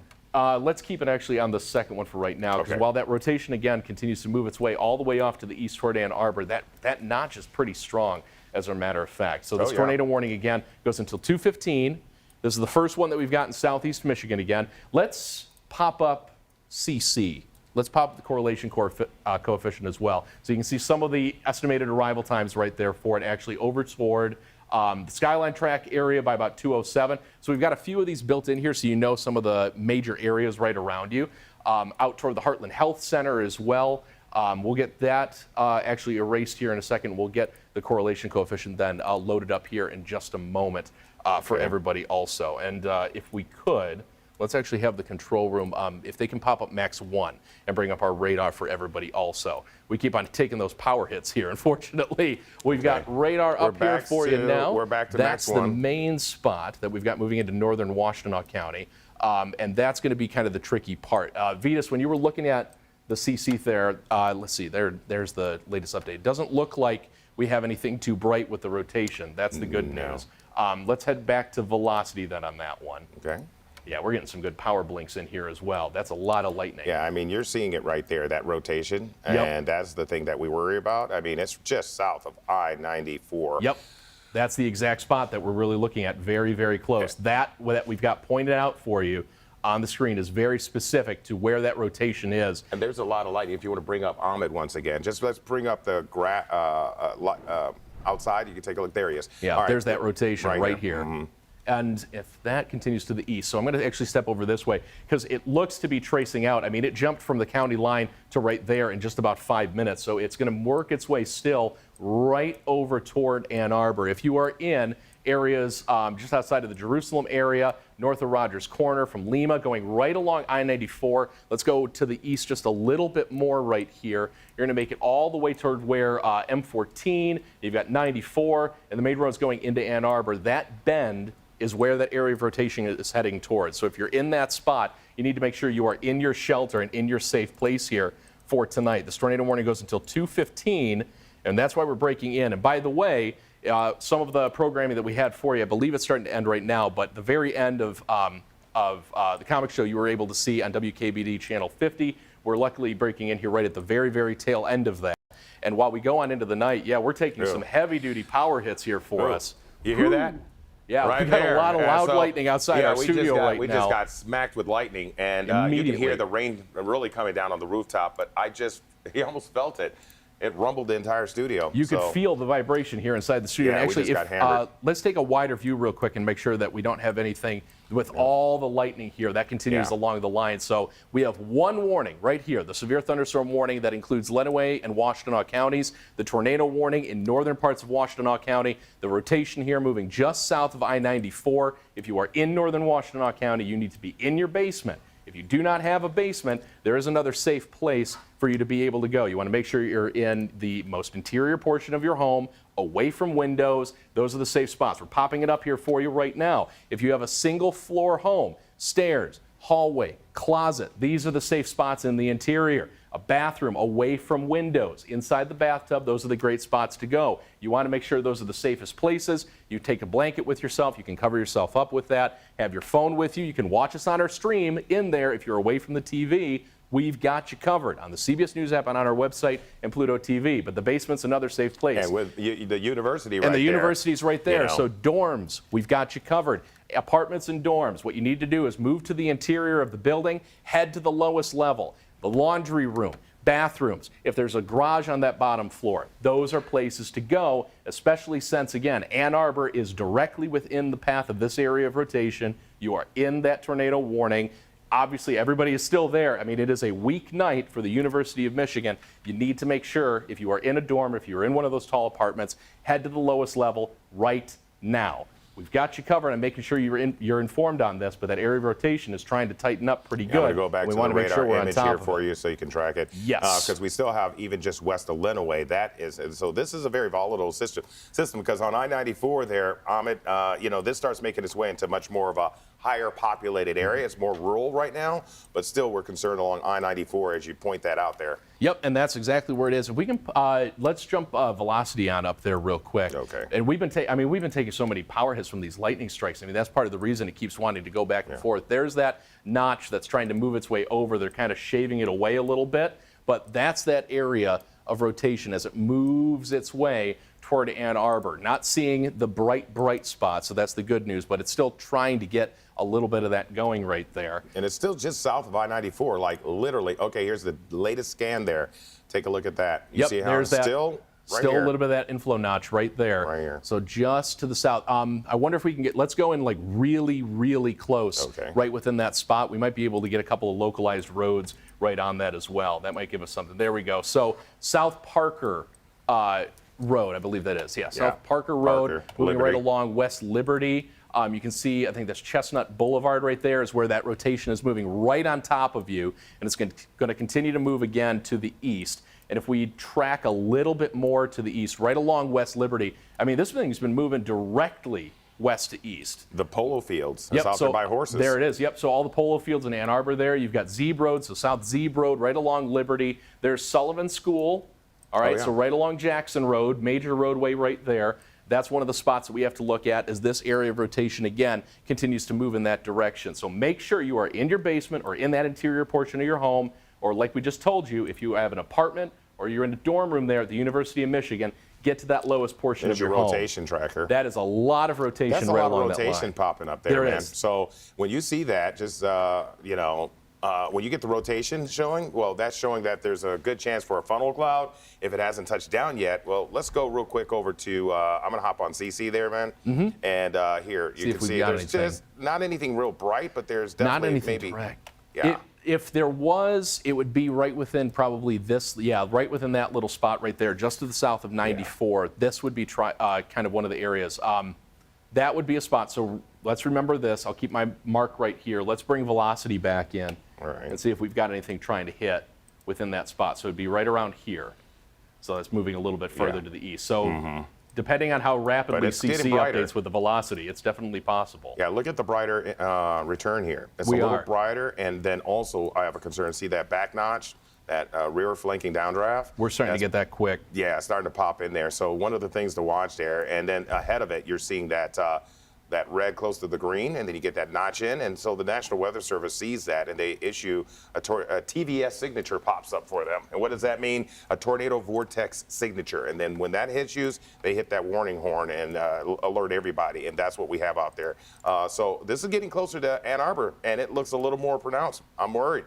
And with the fact that it's tightening up actually so quickly that you heard him talking about the in and out with that, Yeah. this rotates counterclockwise. That's what we're looking at. And that's what this helps to show. The fact that you can see that right like this and it's wrapping around and this part's wrapping around the front, that's the perfect setup for us to be getting that tight area of rotation.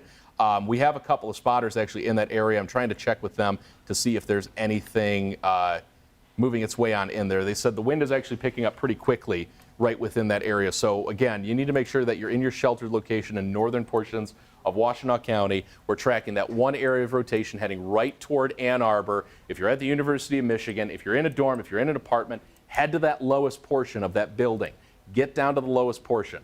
Laundry rooms on that lowest area. That's a safer spot. Make sure you're away from windows. The centermost portion in the lowest part of the building, away from windows, that's where you need to go because that rotation has that chance to tighten up very quickly. Yeah, I'm going to go back to velocity here. Yes, so you can and kinda we see that. might have had an update come on They've in for extended CC. it. Well, you see, they've widened it out. They did. And extended it from Ann Arbor. So, folks, on the western side of Ann Arbor, once you're getting out there where 14 connects to 94, we're looking just west of that. So, if they're, and it's going to come right into the highway. So, we're looking at where people are driving. And if you live in out in those areas, It's moving quick. yeah. It's going at 65 miles per hour. So There it is. this cell is moving very quickly. We're not talking about wind speed. We're talking about how fast this thing is moving. It's going from west to east, Liberty Road. straight at 65 miles per hour. Right along Liberty Road there, heading towards the Sullivan School and the polo fields of Ann Arbor. This is heading towards Zeb Road, and then we're looking at also Belmark Lanes, these areas. These are all businesses. You know how it's really compact over there? Yeah. And you get a lot of business car dealerships, all that just on the western side, right where it converges. I-14 getting into I-94. So we're going to start to see going into a little more populated area. Let's zoom it out just a little bit more, and then let's pop in CC and see if we have a new scan on that. So what Okay. we use here when it comes to the radar, we have a special thing that's called correlation coefficient to Oh, look. there you go. There's that three-body scatter spike, which means at the very least we're starting to get some hail in here. So what that means is you see how it lines up perfectly with that radar beam? You're getting this spike of additional feedback because there is something in the way. Now, more often than not, you're going to end up with some hailstones in there that are a better size. But now we have to be watching for the potential of debris, because if it means that there's something in the way, then that's a very key thing to look at. So hail's not popping up very much right there. Not yet, but Yeah, it probably is in there. Not yet, but it's going to. It's 100%. definitely trying to form, especially if we're getting that spike that's starting to show on radar. That's definitely a big signal. Yeah, but this is a bright, when you see this becoming a little brighter, that's a pretty good indication that there's strong rotation. And so we have this tornado warning once again for Washtenaw County, and we're looking at this until 2:15. We were watching and tracking this band of storms for about the last 45 minutes, and it had a little bit of notching going on. Finally, it came together to give us that tornado warning. Here's the latest There's scan. that latest scan. Look how far it's moved. Here we go. Right there, here. Right Yep. there in the where 14 connects with 94. Right where Jackson Avenue is lining up with it. Let's go in close. Yep, so this is right where that area of rotation is right now. Dexter Road, you've got Hazley Elementary School right along North Maple. So that's right there. There's West Stadium. There's West Stadium Boulevard right there. So follow that up right to Jackson Avenue. I mean, we're talking about a serious area right now that has that tight rotation just north moving over of it. downtown, Yes. just north of the main drag of downtown. Dexter Avenue, it takes you right in, and when you get off the highway there, go right into the downtown. I mean, we were just there on the parade on Saturday, and you know how you get right into the city. I mean, there's a lot of homes in this area, neighborhoods. So if you are in those areas, northwestern portions of Ann Arbor, you need to take shelter immediately. Move away from your exterior windows and walls. Go to a lower portion of your house. We're looking at tornado warning in effect for Washtenaw County, western side of the city. At this time, there could be possibly something moving into here. I'm going to go back to coalition coefficient to see if we're getting any debris signatures yet. Yeah, see if anything's trying to pop up right there, because right along that spot, A little bit. That's, for anybody that's gone on through there, you already know that's a very popular food spot.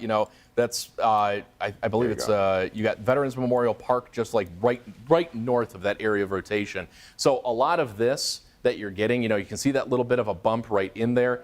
We usually get this type of a line signature when we've got hail popping up, but with the fact that we've got the rotation and we're starting to get that signal together, there's a very real chance we might have something trying to spin up right in there. Yeah, so it's you need to take this seriously at home. That's the bottom line. 100%. You're looking at Arbor Landings Apartments. That's right there at that intersection. If you are in those areas, take shelter. It's right there by Maple Village Shopping Center, and that's right off of I-94. And as you get there, North Maple Road. So those are what we're watching. If you're familiar with Hazley Elementary School, Tree Sensible, these areas right here, Weber's Boutique Hotel. We know where that is. That's where the Jazz Club is. People go there for jazz performances every once in a while. Wyndham Garden, Ann Arbor. So these are where the hotels are, right there where 94 is Varsity Ford. We know that location. If you buy that Ford dealership, Tesla, right by the Tesla dealership, that's where this circulation is. So where that's going to be moving, if it keeps on the same track, it'll be moving over toward, so the rotation itself should move over toward where Slauson Middle School is. Yeah, there that you go. should be where it's going to be headed. And from there, it ends up a little bit farther to the east, but it's going basically directly to the east. So you got Slauson Middle School. You've got that little, you've got a little park that's just to the east of there. I think it's called Waterworks. We move our way to the east a little bit more, and you start to get a little closer to the Ann Arbor YMCA. So all of that is going to be moving directly to the east. So make sure if you're close to any of those that I just mentioned. So again, you should Ann be Arbor, taking shelter. Yes, right Ann Arbor now. YMCA, Slauson Middle School, anywhere within there, you need to be in your shelter because that's where that area of rotation is going to be moving towards as it continues again directly west to east.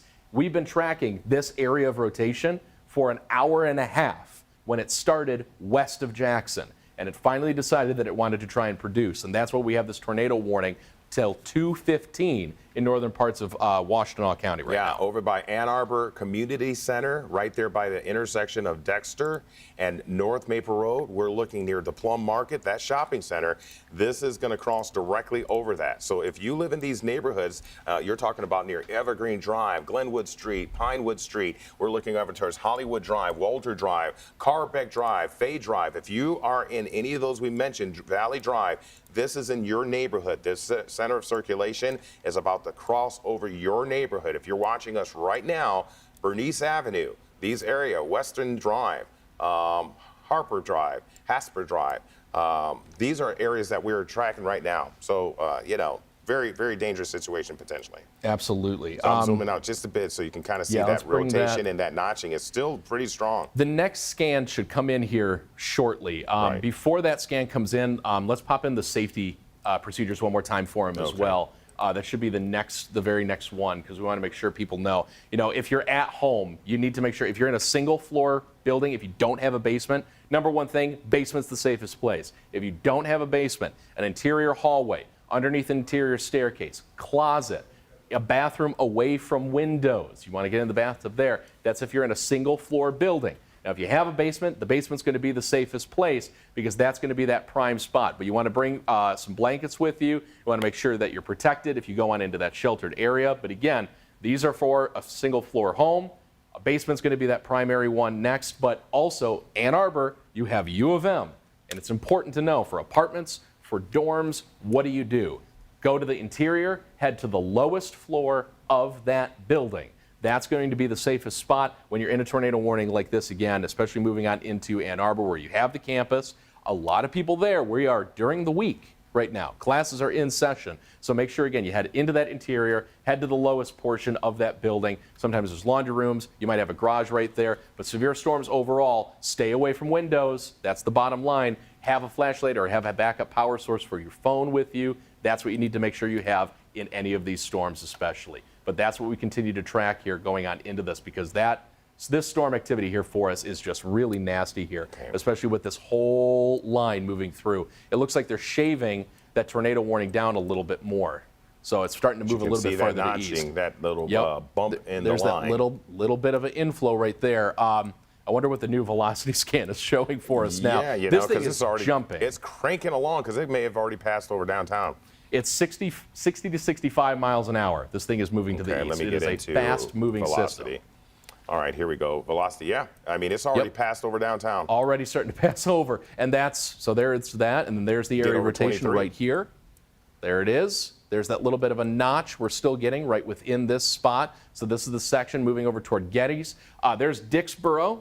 So you got that main road right through there. You've got the coffee shop, you've got the Dixboro project up in there. Follow that all the way up to the north a little bit, and you get to the gas stations right on the corner here. You make that Ford Road jog over toward the off-ramp right there, and then you start to head over toward Plymouth. But down to the southwest, where that rotation is, again, trying to move its way over toward the east Concordia side. University. Right on top of Concordia is where that rotation is right now, right along Gettys Road. Yeah. Yeah, that's one thing that concerns you because you're in a high populated area still on the east side of Ann Arbor. So this has already cranked over downtown because remember the scans they have to go through the scan and send the image out, and this thing is moving at 40 to 50 mile per hour. So this is a fast moving storm. When you have a fast moving storm, that means that you really have to be prepared. So folks who are east of 23, you should be taking shelter immediately. So we're talking about if you're near Geddes Road or Towsley Lane, North Dixboro Road, these are the areas that you should be already Radrick Farms Golf Course near that area? Just about to mention that. That's the real big golf course that's actually right in there. So that rotation is moving over that. And if it keeps moving east along Gettys to the east a little bit more, it'll start to get, it'll at least start to head through that roundabout that's at Gettys right there. right I there. see it right there. Yep, so that's where that roundabout is. So it should move over that, Superior. continue over the river, and then continue down Gettys a little bit farther to the east, eventually probably getting closer to I mean, there's a lot of population center right there along Gettys, and then down over toward North Prospect is where that rotation is going to start to move as it moves over to the east, north of Ypsilanti. Yeah, this is interesting. So we've been watching this all this morning as far as this track, and this has a pretty good signature. I mean, take a look at that, Ahmed. As you take a look, now they've just extended it. The tornado warning into look at this, Van Buren, and we already had. Remember the last tornado warning we had down towards Van Buren. That did the damage in the barns and all that? It did. It actually touched down at DeBuck's Family Farm. So again, new tornado warning extended now into Wayne County. Just what he was talking about. There was one that already caused damage in that area. Yeah. So once again, we're looking at an active tornado warning, and for them to extend it shows that there's more intensity with this. They would have just let it kind of fizzle out, but once again, this has a good rotation signature on it. I'm gonna go real quick over to CC to see, are we picking up any type of debris signature? Well, it's kind of It's like still you said, faded hail. in there, yeah. Not real bright blues or anything, but still there's a potential. So could it be just a strong funnel cloud with a weak touchdown? So this could take power lines down trees and do damage. We're looking at it on radar, so we're just concerned with it, and we're going to continue to track this. And we're looking at our velocity. The best way to look at it is with velocity, and when we see velocity is actually raindrops in the radar. Here's the latest scan. Well, look at that notch. Yeah, that's a good notch right within there. That thing is cranking. Yep. So when we talk about a notch or we talk about inflow or anything like that, every scan here, okay, in severe weather, it's giving you about every 90 seconds, it's giving us a brand new scan. The radar has to look in a full 3D scan to get that ID. We're looking for this counterclockwise rotation. You've got the airflow right here, and when you get this little kink in the line right here, that's where that airflow is trying to move in. It's called a rear inflow jet. All right, so that's the main key. That moves its way right in here, and that downdraft in there as well. That gives you that extra push. So that rotation is what we're looking at. That's going to be crossing right here as it continues up to the northeast. We're looking at, it looks like that rotation is actually going to go right along Willow Run, just north of Michigan Willow Run. Avenue. That rotation is actually moving right along Michigan Avenue into just north of Ypsilanti over toward Canton. Yeah, just north of the airport there. Yes. Right? Yep. So And actually, that's going to continue to move not just there, but you got Cherry Hill right in here. Actually, if you don't mind, Vitas, going in for a close look real quick. Yeah, we'll get there right on the. Yep, so there's Willow Run. You're right on top of it right now. That's there. where the rotation is, right on top of Willow Run. And it continues up to the northeast. Let's go east a little bit more. I want to check something real quick, because if it continues up to the northeast along Michigan, there's Sheldon, and then let's take a wider view. There's 275. If it's going at 60 miles an hour for where it's going, right through here, so that's Canton, and right along Michigan Ave. I mean, that's gonna be a key spot for that rotation to go right now. Yeah, so we're looking just north of Willow Run and Encore Road. And if you're up, if you know the Zippy Auto Wash, you're talking about where the Walmart Supercenter is. Zoom out real quick. It looks like we might have just gotten another one down to the south. There's a brand new one. Brand new tornado warning issued for Lenawee and Monroe counties now, too. Here we go, northwest Monroe County. So this is two different tornado warnings that we now have issued for us. Thanks again. We apologize for breaking into programming, but we got to do this, okay? So this is what we've got. There's some areas of rotation here. I mean, that's a wild setup North to of now Britain. see two different spots that we're looking at. Yeah, so we have these two. This one is more kind of out in the a little bit of a rural area west of Interstate 23 or State Route 23, that is. But nonetheless, we have these two. I'm really concerned with the one that's up here, though, going in from Washtenaw County into Wayne County, because it's going to have a much more higher population density that it may be affecting. Yeah, and let's go in again close to this. If it's moving up to the northeast, if it's still looking like it's going up a little bit farther here. Yeah, Sheldon's next in line here. That's real close. And that's a higher populated area by far, because you got the Walmart Supercenter right there, if you're familiar with, off of 12, Crossroads Village, where the Target, Victory Toyota, Canton, these areas right here. And, Ahmed, you don't live too far north of that, right? No, I mean, this is your neighborhood. To be quite honest, Vitas, I need you to jump in real quick. You need to call your family. I need to call my wife. That's what I was going to say. So I will hop So I'm going to jump out real quick. Yeah. I'm going to. I was just going to say, this is getting close to your family, and let her know. That is not, there is no joke. That is about to go right over my house. Okay, so once again, folks, we're looking at this moving into a much more populated area. We have two tornado warnings in our area. We currently have a tornado warning. This is the velocity coming out of Washtenaw County, about to move into western Wayne County. And as we move, you can see 275 near Canton, a higher populated area where this is going to continue to move through. And this has a pretty good notching, as we have radar indicated. This tornado warning will be in effect until 2:30. So we have been seeing a lot of velocity with these storms, a lot of lightning, a lot of thunder. In fact, our studios here got thumped with lightning not long ago. And so once again, we're tracking this activity into western portions of Wayne County, but the actual rotation in this area just south of Superior is going to be right here. You see that notch flow, that inflow? That is showing the rotation, and that means that what we see on radar raindrops moving one way, raindrops moving another way. That's what Doppler radar is. It's a real good, very clear image of where we can kind of pinpoint a potential of a funnel cloud. A funnel cloud means it's a rotating cloud in the sky, but once it touches down that funnel cloud, it becomes a tornado, makes contact. It just takes a moment for that. And we may have contact out here as it continues to move east. It's moving along at a pretty good clip. We're seeing this thing going about 45 to 50 miles per hour. So we have this tornado warning here until about 2:30. So we're looking at it kind of making its way towards the county line from Washtenaw, eastern Washtenaw County into western Wayne. But then we have this new tornado warning because of this rotation here. And this is moving just west of 23. This is going to continue to at an easterly track here. This one's moving at a pretty good clip as well until 2:45, including Monroe County. So if you live in Monroe County, you should be doing your severe weather plan right now. That means taking action of where you need to go in your house, lower portion of your house, your basement, away from exterior walls and windows, because we worry about glass breaking. When something does occur, remember, you only have seconds to act, and we want you and your family to be safe. So the next weather team is here covering both of these for you. So Ahmed and I are going to continue to track these as we're looking at tornado warnings for Monroe County until 2:30.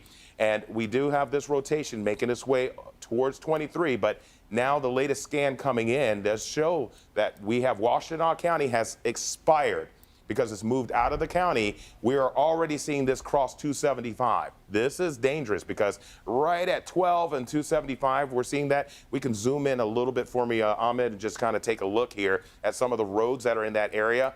You know, Canton, this is not far from where you live, Ahmed. Hopefully you made that call to your wife, right? Yep, a call has been made, so it's Okay. going over Haggerty right there. You've got Field Elementary School, Cherry Hill, moving all the These way areas? up. Erickson Elementary School right there as well. Those are the areas of rotation, and Right. I wanted to point out, you know, we've been showing that area of rotation, but going up to the north here, we're starting to see a little bit of those brighter spots starting to kind of put a kink in the line as well, heading toward here. Livonia.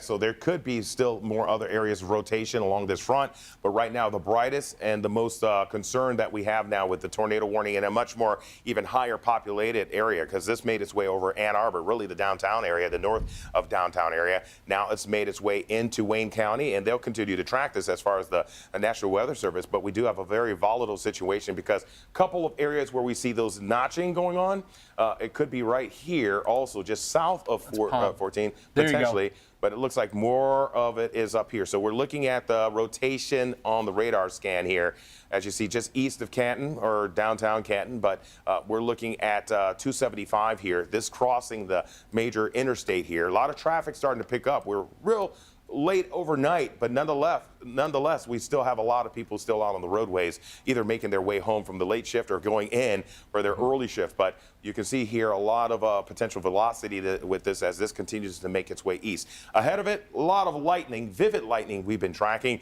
Also gusty winds of 60 miles an hour or greater. And then we also have hail in 1-inch diameter or greater. We've already had a report in Lapeer County of a lightning strike that actually caused a house fire, hit a chimney, and actually caused a house fire. So we have two tornado warnings flanking each other, one for Wayne County, and this is going to go until 2:30 a.m. Radar indicated from the National Weather Service showing that there is strong rotation in this cell. Now, I want to see if we can go to coalition coefficient real quickly, zoom in on this a little bit to see do we have any signatures showing up. And it's kind of the same, picking up maybe a hail core, but nonetheless, there could be some light debris because when these storms push through, what we're seeing is a lot of dust picking up and twigs and leaves and branches. Remember, a lot of folks in the nice weather got out to try to clean up their yards this weekend, or this last weekend and week, but with the debris, you start seeing some of it pick up on radar, and that's one of the things. Here's the latest scan. Let's go back to velocity real quick, and we'll see what we have as far as how it looks. So we're still seeing this little bit of a notching going on here. Kind of riding along Michigan Avenue at the moment. Pretty much heading into Wayne. So once again, we're going to see this activity moving into Wayne, and these are higher populated areas, remember? So we're going to continue to see just north of Romulus as we're looking at this active tornado warning, and where you see the brightness right here, just east of Canton, and just south of what is that, the IKEA. I mean, the shopping. That's pretty much that shopping area. So we're looking at that bright area right here. There. Yeah, right here. Yep, Just so there's west Ford Road. That's 153. So yeah, just south of the IKEA, actually crossing Haggerty and 275. Exactly. So you know that placement. So if you are in these areas, you should be taking shelter immediately. We can keep talking about the radar, but we want to tell you what to do. Real quick, let's pull up that what you need to do across the area. Remember, if we have a tornado warning in your area, tornado safety at home, you want to go to hallway interior away from the exterior walls of your house, and you want to get to a stairway, hall, or a closet, and or a bathroom, because you want to be avoiding windows and doors and avoid outside walls. Cover yourself with a blanket or a pillow or a mattress or something put over you for safety. And of course, a lot of homes here in Michigan have basements. That's the good thing. That's the best place. Below ground, if we have something touching down, you want to be away from exterior walls that could cause a problem. Now, we've seen this go through Ann Arbor. Not everybody has a house. Not everybody has a basement. You have to go to the lowest portion of the building. So you're talking about an apartment, a dorm, so you want to go to the lowest floor, bottom level. The garages are the best, but move inward. Put as many walls and window away from windows, many walls as possible between you and the exterior walls. Protect your head. Use a helmet. You can use a bike helmet. Those are very important things to remember. Another tip that we want to remember is that just use safety. Think about have your weather radio or your phone on. It's going to give you those alerts, and you want to seek shelter indoors, stay away from windows, and have a flashlight in case of power outages. And there's a lot of lightning. We took some strikes, and it kind of made our system squirrely for a second, and we're back online. But nonetheless, you have to be careful. And remember, we're going to continue to track this volatile weather moving at a pretty good clip across the southeast portion of, and it's a lot of rain. Remember, we're under a flood watch, and we're getting a lot of rain. This, I'm concerned. Look how well defined that is. That's starting to brighten up a lot. Brighten up along that line, and it's right in here. It's east of Canton by a ton now. Now we're looking at Garden City, Inkster. It's east of Wayne now, but you're talking about Dearborn Heights along Michigan Avenue.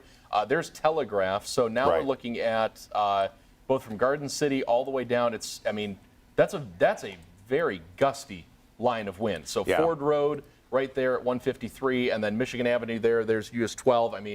That's a significant line of wind at the very least, whether there's rotation or not. That's a lot of wind. And then you get down there towards Sunnyside. We zoom in a little bit just north of I-94. This is where we're probably seeing that notching or rotation going on. And as far as what we're seeing, we can see Romulus Elementary School in that area. If you're near Van Born Road or Oakwood Hospital for Wayne County there, this is the area we're watching down here. So there could be rotation. There could be a potential touchdown. And we want you to be safe. We want you to go to that safe spot in your house, especially away from exterior windows and walls, because we do have this tornado warning for Wayne County, and it's in a populated area as we continue to see this actually making its way towards the airport. We're seeing it move towards DTW. So that's going to be interesting as this continues to truck to the east at a pretty good peg. This thing with each scan is going at least a good 20 miles. If you notice that, this has been moving along. You said a little earlier we already had a lightning strike in a house in Lapeer that caused a fire. We just got another update from Macomb Township, the fire department there, responding, first alarm fire, lightning strike causing a fire in an attic. So that's two home fires now caused from lightning strikes tonight. Yeah, let them know. And the team is going to be in charge of it. Greg will probably pull that up as far as maybe we might send some teams out there. But nonetheless, what we're seeing is this right here is the strongest return. Now, quickly, let's just peek here. It crossed over the second tornado warning that popped up, crossed east of 23. We're seeing that rotation there, and it looks like that is going to continue to move just north of London. We're getting that rotation with this cell. Not as pronounced, but nonetheless, we do have a tornado warning for Monroe County as well, and this is going to go for a little while until about 2:45. But this is not as strong, a little more of a rural area. But this is also the second tornado warning. Let's hop back up to the one in Wayne County, because I have a little more concern with that as we're seeing a lot of brightness. Now, this is also indicating wind, or we could even have a second tornado in here. So it's not unheard of for two things to be tandem working very close together. I'm going to bring in CC for you. And here, this is what we're looking at. So, yeah, you get a little bit, you kind of see right in this area. I think what we're looking at just south of Wayne, where you see 12 does that split. Yeah, you kind of see right in this area here. So, folks, in Sunnyside, north of I-94, we have some rotation in this area here. We have concern for that. If you're in these areas, you should be taking your safety precaution right now. I can't, it's one of these things, the worst thing for these storms for us as meteorologists, when we track these, are at night, overnight. This is when people are asleep. It's 1, 2 o'clock in the morning, and you're hearing sirens going off in your county. Your phone should alert you, or if you have a weather radio, it will alert you. But what we're watching here is Sunnyside, this area here, between 12 and Route 12 and I-94, we have an active tornado warning. This is in Wayne County, high populated area. Also, this little bright notch here, just west of Dearborn Heights. This I have concern with. Now, you may be getting 60+ mile-an-hour winds. I'm thinking we're pegging, I wouldn't be surprised to see 70 mile-an-hour winds in this, as this is going to continue to push east. So not only do you have to worry about tornadic damage, but wind damage with this band of storms that just kind of picked up, got a little bit of strength, and what we're seeing is a little bit of an intensity as this continues to pick up. So between I-96 and 94, between where Dearborn, Sunnyside, all of these areas, Route 24, you can see it. The next scan is going to probably move this about another 10, 15 miles east, because these are moving at a pretty good clip right now as far as the forward motion with these storms. But where you see that little notching going on here, we are getting some back edging here. There's pretty good chance there's rotation in this area. So we're once again looking at a tornado warning for Wayne County until 2:30. Radar indicated means it could be a good, strong rotating cloud, funnel cloud, and it could be making a brief or quick touchdown, and that could do damage to structures, to homes, businesses, and as you see, as you zoom that out, look how bright the map is. Now, of course, we got a tornado warning down here towards Dundee. I think that's where we're looking at it. We were looking at this earlier, but I think it's more down here along Route 50. That's where we're seeing the notching. I think that's really what we're picking up here. But if you're near Diane or Dundee, these are the places that you should take shelter. This is a little more rural, not to lessen the intensity. The scan is not as strong, but still something to watch. You kind of see that little notch there, but I'm more concerned really with the Wayne County tornado activity here. So I'm going to high five it for Ahmed. Step on in here. Get some water if you need it. Oh, no, good. Yeah, we want to make sure staying fresh you. here, because these things keep rolling here for us, Yeah, let's talk about it. Yeah, the main thing with that one warning that keeps rolling through, the reason we keep pointing out all these different notches, with a line of storms like this, we can have something that's called a QLCS spin-up. Basically, that means that you can get these really quick little spin-ups in the line, and it doesn't have to be one with a big space between another. You can get a tornado warning like this. You can get a quick spin up here. You can get another one farther north along the line. In Monroe County, look what Vitas was just showing you. You had that one area north of London. You had another one south east of Dundee. Those are two little spots. Same area, but along that line, that wind has that chance to kind of spin up. You can do an experiment at home. Fill your bathtub with water, drag your hand through it real quick. You see how the water spins behind your hand? Same process in the atmosphere. That is starting to tighten up a lot, Vitas, though. Look at that right there. We're starting to get actually a pretty significant tightening up. If we can go in for a close look, that is really close. Yeah, there you go. Going right along Telegraph, right here, there's 94. It's got that blue bridge that they made for the Super Bowl way back in the day, right? So there's Madison. Oh, that's where the blue bridge is, yeah. There's Nowlin. 94. Nowlin's a good elementary school right there. So you've got this area of rotation moving right along Annapolis, over toward Annapolis High School. If you are anywhere between Van Born and Carlisle, all the way up toward Michigan Avenue, you need to be in your basement right now. Right now. Do not wait. Go there. This has gotten stronger. That has gotten a lot stronger. Yeah. It is absolutely tightening. Actually, Greenfield Village is just to the north of where that area of rotation is right now. And there's Southfield. There's the freeway actually right here as it makes that bend. Right here, I believe it's right here.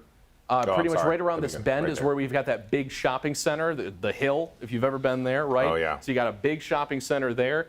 That whole area, you need to be in your basement right now. With that, wondering if you want to pop up CC real quick and see if something there. Greenfield Village says it. There's Greenfield Village right there. I'll bring Allen up Park. CC. Let's see. We're going to pop up this, see if there's a little bit. That's close. That might be a little bit of a spot actually right in here. It's real close to that area of rotation. So we're starting to see some signs that this thing may finally be trying to touch down on the ground. It's been in a it's populated been going. area. Yes. That's what I'm really concerned for. One of People our don't think a lot spotters- of times big cities can't get a tornado. No, you can. And that's the problem, especially in a highly populated area. I get really concerned with that. And one of our spotters did mention that there was a funnel with that warning in Ann Arbor as it went over. There was Telegraph a funnel Road. hanging from the clouds. So that does mean that this thing has been trying this whole time to drop something finally down. But again, there's Telegraph. You got 94. You got the Blue Bridge going over it. You've got the putt-putt area actually right here. That's just along 94. So all of that's going to continue to move a little bit farther to the east at a pretty quick pace. Again, this is going at 60 miles an hour. We're not talking about wind speed. We're talking about the speed of the storm as it continues to the east. And again, Monroe County, we're not forgetting about you. I promise. We're not forgetting about you. But this is the one that's tightening up very, very close. Yeah. If you're in Monroe County, make sure you're in your sheltered area in that warning. But this is the one that's looking like it's trying to do something. Right there at Annapolis Road, Van Born Road, There's and then the high of course school. we're looking at Pelham, and then also Outer Drive West. So we have a tornado warning for this area. You know, the Corewell Health in Dearborn Hospital is just ahead of that. And then you look at the Meyer right off 94 there, that shopping center where the Longhorn Steakhouse is, the Chick-fil-A, Target. That shopping center is in the path of this storm. So this is all, if you're familiar with that area, right there, Annapolis Road, that takes you right over to that area. So, I mean, that Hill Shopping Center is big. I mean, that's a prime spot. So again, that area of rotation moving right over top of it. That's going to continue actually off to the east right here. As it does, you're going to try and see it if it stays on the same track. Because it's been staying pretty much straight west to east, correct, over the past hour or so? Pretty much. So that'll take it even farther to the east toward Melvindale. You got River Rouge. If you're in Melvindale or River Rouge, you got to be in your basement. Or if you don't have a basement, you need to be in that centermost portion of your home, away from windows right now. Do not wait. This is moving very quickly, and it's showing some very significant signs of trying to And rotate. like you said, moving quick. We're talking about 45 to 50 mile an hour. So, of course, At it's minimum, not staying yeah. in one place. Right now, it shows it near 24. I guarantee you this next scan is going to be taken at north of Allen Park and over just west of Melvindale. So this might be near 39, actually. So if you're in those areas right now, you should be taking shelter right now because this thing is over probably where that shopping center is. You're mentioning that big shopping center where the Target and the Meyer is right there off of 39. Well, right up on the hill. Southfield Road is right there. So let's see how that next scan comes through. But that's what we're concerned with. This is a high populated area, an industrial area. We're getting over there where Ford is, right? Yep. We're moving right through there, and then you're going to end up moving. There's that new scan that's coming in. I think right now, or it should be actually coming on in here shortly. Coming in very shortly. Real quick, before that next scan, we're going to show that. I think real quick, hop down south. Let's just follow up just south and talk about this one that has a little notch going on right now. And you've got a couple different spots. So you got another one right up to the north here that we've been keeping track of. You got a little bit down to the south right here. So along the line, what we talked about actually just a couple minutes ago, you can have real quick spins along the line. So Monroe County, again, we're focusing on everybody, but yours are not as worrisome. They're not. You have some rotation in there. You do. You can see them actually right here. You have another notch right here that you've got moving on through. So between Raisonville and Exeter, those are the spots that we've got a little bit more rotation and then jump into the east. A little more pronounced. There you go. Trying to push a little bit more as it crosses Telegraph here to the east. Right there at Steiner. Yep, and then there's still that little bit of a signal up behind it. So pushing a lot of wind right along 24, actually heading toward Frenchtown, and then eventually out going over the water. So that is going to be a spot we need to keep an eye on right there. A little more intense, right there. And then Monroe itself, it has a little bit of rotation, but these are it's going to move through Steiner. If you're in those areas, take shelter immediately. I'm going to hop back here for you to talk about this one. Once again, the latest scan came in. Here you go.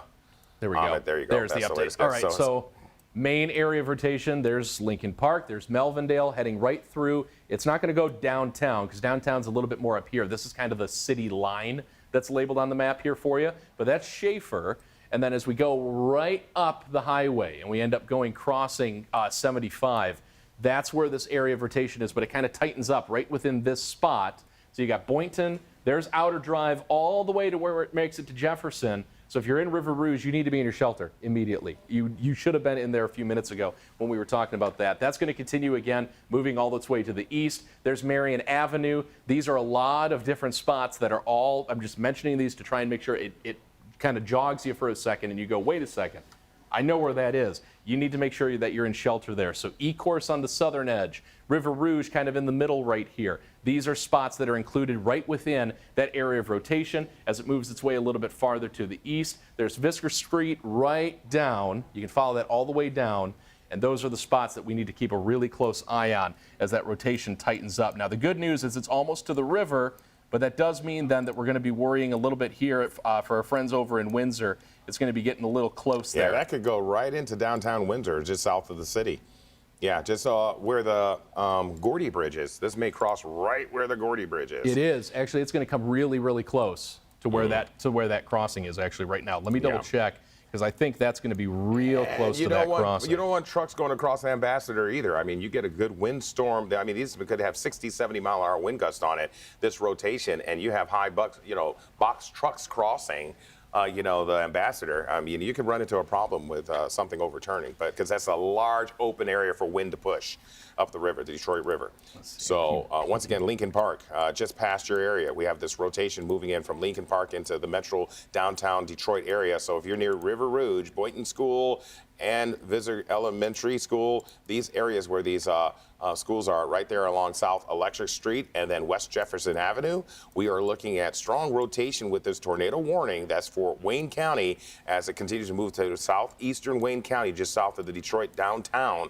This warning is until 2:30 as we continue to track volatile weather, lots of lightning, heavy downpours of rain. We're continuing to watch this fire up. And so we have 2 tornado warnings. This is the one for Wayne. I'm going to head down here, and once again, this one right for there. Just north of Monroe. There you go. There's that Steiner. little bit of rotation. So that's going to be heading over toward Frenchtown, Newport, Stony Point, Estral Beach. Those are spots that this area of rotation is going to be kind of moving toward. Obviously, it's a little bit more spread out going through some of those spots, but that's the path for this little area of rotation as it keeps moving. And again, these things are trucking. They are going at really, I mean, we're talking 45, 50 miles an hour minimum for the speed of these things to be moving. So you need to make sure, again, that you're in your shelter, because it does not take long for it to continue to roll its way forward. And I think that main area up in Wayne County, that thing's moving really, really quick. Yeah, you can see should a little probably bit be getting to the river pretty soon. We have not looked at reflectivity for a minute here, but you can see also with that the heavy rain, the lightning with this, and once again that little inflow notch. I'm going to highlight it here for you to point out, Ahmed. As you can see, that little inflow right there. There it is, right there, right in there. That's where we're watching, and this is going to cross the highway. And there's Stony Point. Right. There's Estral Beach. So Stony Point, that's going to be kind of the main spot for it to go to before it crosses out over the lake. And then once that line is gone, you're going to be in the clear. This is the end here. This is the last bit. It's the line finally saying, you know what? We're going to have that big old grand finale, and that's exactly what we're getting. With this last tornado warning, again, a lot of lightning. Again, very strong rotation signature here over Melvindale, River Rouge. I think Zug Island is actually right here. Yep. And then the Gordy is right here. I'm just trying to figure out, I believe it's right there. It's hard to figure out right underneath the imagery. Here we go. But Let's Gordy see. House should be right. Yeah, there it is. So, okay, so you got the Ambassador. I wonder if there's they the put it on here. Ambassador, so the Gordy should be actually right down there. Now, here's the latest that rotation scan. got really tight. This as soon as thing it is crossed moving the river. along. It's crossing the river right now. So we're looking just near LaSalle, and it's going to be going into downtown Windsor. And I think switch to zoom in on that spot and switch to CC here real quick. And I think we might actually have a debris signature. So it might have hit the ground. I think it hit the ground right before it crossed the river. Yeah, possibly. I think it hit the ground right before it crossed, and that's exactly what we're seeing right there. And carry the debris across the river, Yep. and water and everything that's in there. But yeah, possibly.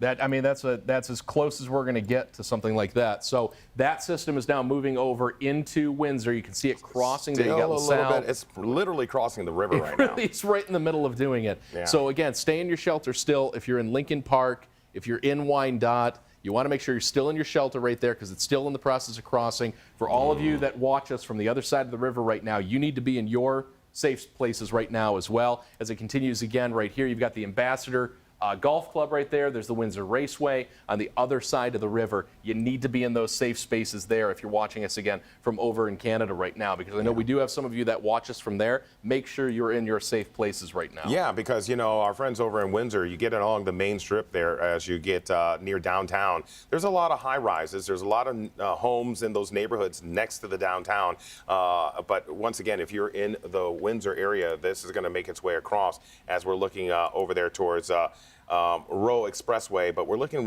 really near South Central, where Windsor is, and then College Avenue, Wyandotte Street, and then University Ave over in Riverside Drive, right there near the downtown, the main drag of downtown Windsor. So that center of circulation is kind of pronounced just south of the downtown. So you're talking about near Sandwich, and we're talking about over there Tecumseh Road, and also the right there where we're seeing, you know, the university just southwest of downtown. So we're looking at that area that definitely has this about to make its way really right there by the Ambassador. And, you know, you got that high span going across the Detroit River from Canada, and you don't want to be driving. You don't want to be driving across that. That wind is going to be kicking like a mule. And I'm telling you, man, you don't want that. And so what we're seeing here is that going pretty good. We're looking at LaSalle.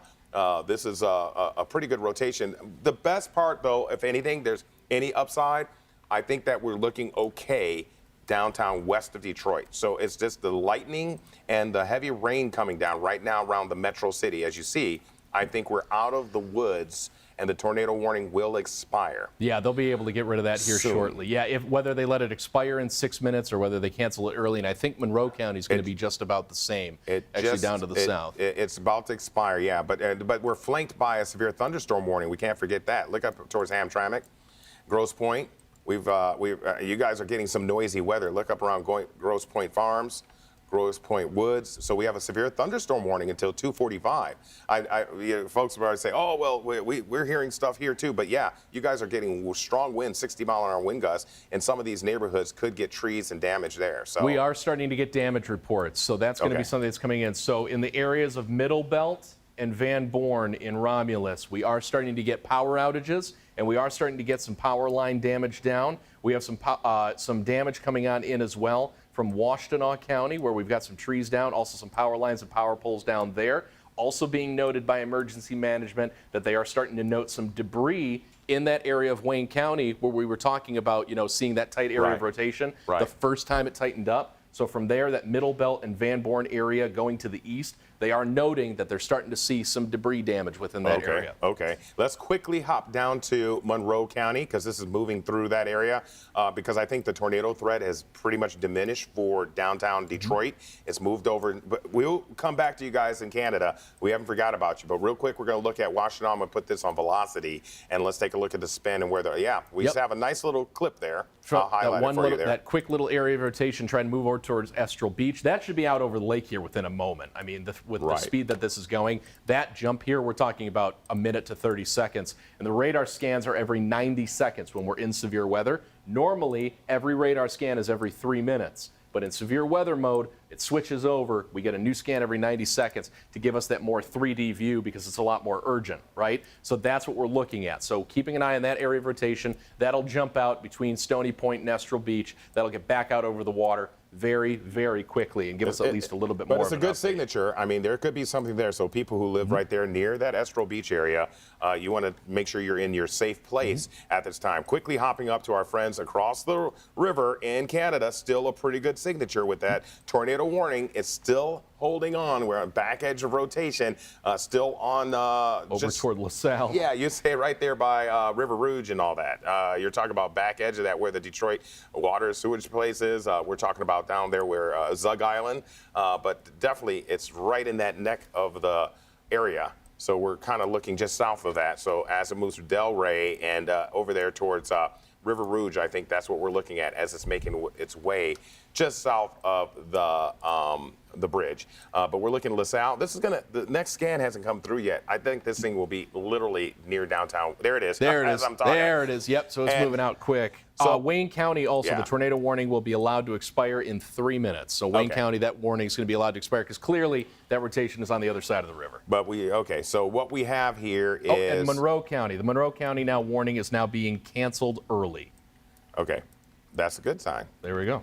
That's a good sign. Okay, so what? But we still have a severe thunderstorm warning. That is With still a tornado possible, that's a long severe thunderstorm warning. Yeah, I mean, we're still in. Let me go to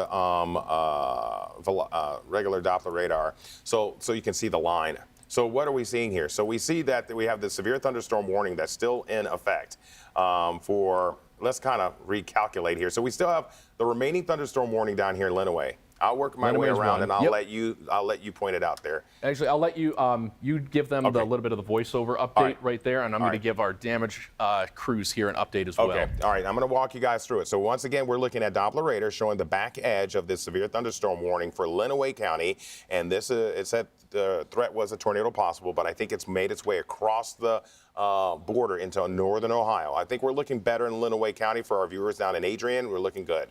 As far as Monroe County, now they've allowed for the potential for a tornado to expire, and so what we're watching now is we are going to continue to see the storm make its way south over the river, and it's going to head out into the Lake Erie. But a lot of lightning in Bedford, a lot of lightning and thunder in Monroe, so we can still see 60-mile-an-hour winds, lots of lightning, some hail, and through Monroe, driving up I-75 is going to be really kind of a noisy drive. Looking at Berlin, you still have activity there. Looking into northern portions of Monroe County. So let's head on over to Wayne County. Now, we still have the tornado warning.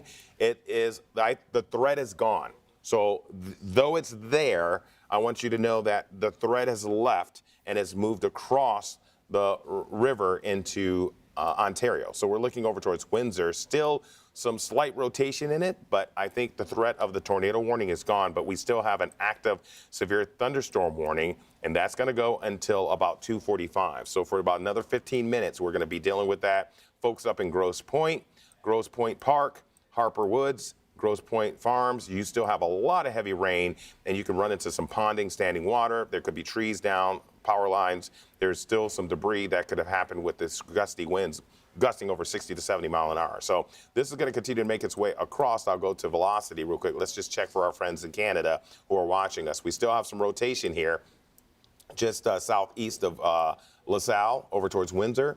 So downtown Windsor, as you leave the city, we're talking about over, once you get beyond Tecumseh or the Roe Expressway out by Windsor International Airport, that's where you have some of the rotation. So that's what we're looking at out by the airport. So we haven't forgot about you over in Canada, our friends over there. We love you, and we want to just make sure you're safe, take your shelter. This area here, and that's just southeast of the downtown area for Windsor. So we're talking about over towards the Windsor International Airport, Windsor, Walkerville, that area.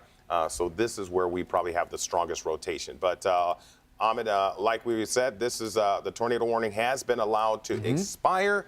Let's take one more larger view of just the radar overall to kind of show where the last of that line is. And as long as that line is crossing, so that's crossing the river there, we're crossing the river here, crossing over the lake right here, that severe thunderstorm warning is getting eroded very quickly. The main line, it looks like, is pretty much out of the warning. Would you agree on that one? Yeah. The main line is pretty much out of that warning, so that one will start to get canceled soon. It's just trailing heavy rain. I mean, that yellow stretching all the way I-94, and we do have and we still, I'll click over real quick before we go back to regular programming because the tornado warning has expired. Flood warning, here you go. There you go. So we've got flood warnings that are starting to build on in. Those are back building from the west, going to continue to the east. The flood watch for everybody going all the way through not just the area here until Wednesday, but all the way into Thursday. Flood advisories already for Livingston, Oakland, Macomb counties. Now we're going to transition from a severe weather, wind, and tornado risk into a flooding risk. A lot of rain is behind these stronger storms. The damaging storms are now coming to an end. The rain is now taking over, and we have to keep an eye out for a flooding potential going through the morning commute. But that's going to be the key there. So that's going to be the main thing going into the Before morning. we go back into the regular programming, we do still, let's quickly bring up about the slight risk outlook for the next couple of days here. Yes, so we don't want to let everybody go because even later today is going to be another next weather alert day. So before you go to bed, before we let you go, we do have a severe weather risk again for this afternoon. For this afternoon and evening, we have another severe risk for your Wednesday. So make sure that you have a way to get alerts again for later on today, because it is technically Wednesday morning, so you want to make sure that you have a way to get alerts there. We have that risk that we have to keep an eye out for. While this line clears out, we're going to get ourselves some rest, We're going to be back again as we go through. Vitas is going to have updates for you starting right off the bat at 5 a.m. So make sure you join him. Vitas is going to come on in here, so he's going to have you covered right there. Yeah, so once again, we're happy that the storms have kind of deflated a little bit. Still a lot of lightning. We'll get all the damage reports coming up. And, of course, great job, Ahmed, on tracking those all evening. You were watching it. We were talking about it. It's a lot to have to track, yeah. So make sure, again, you stick with us. 100%. We're going to keep you covered. Your next weather forecast team, we're here day or night or middle of the night. We're going to keep you covered with our next round of severe weather later on today, so make sure you stick with us then. But for now, we'll see you later on at 5 a.m., and we're going to send you back to regular programming.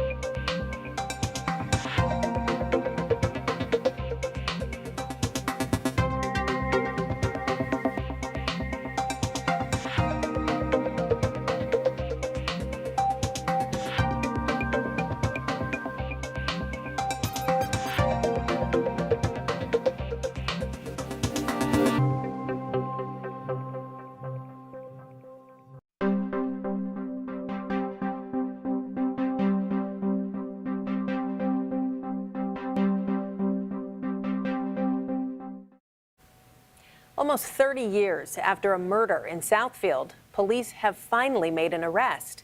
Deborah Kennedy was found shot in her home, or dead rather, with multiple stab wounds in February of 1997. Police say the leads ran out and the case went cold until Southfield Police Detective Brian Weeks reopened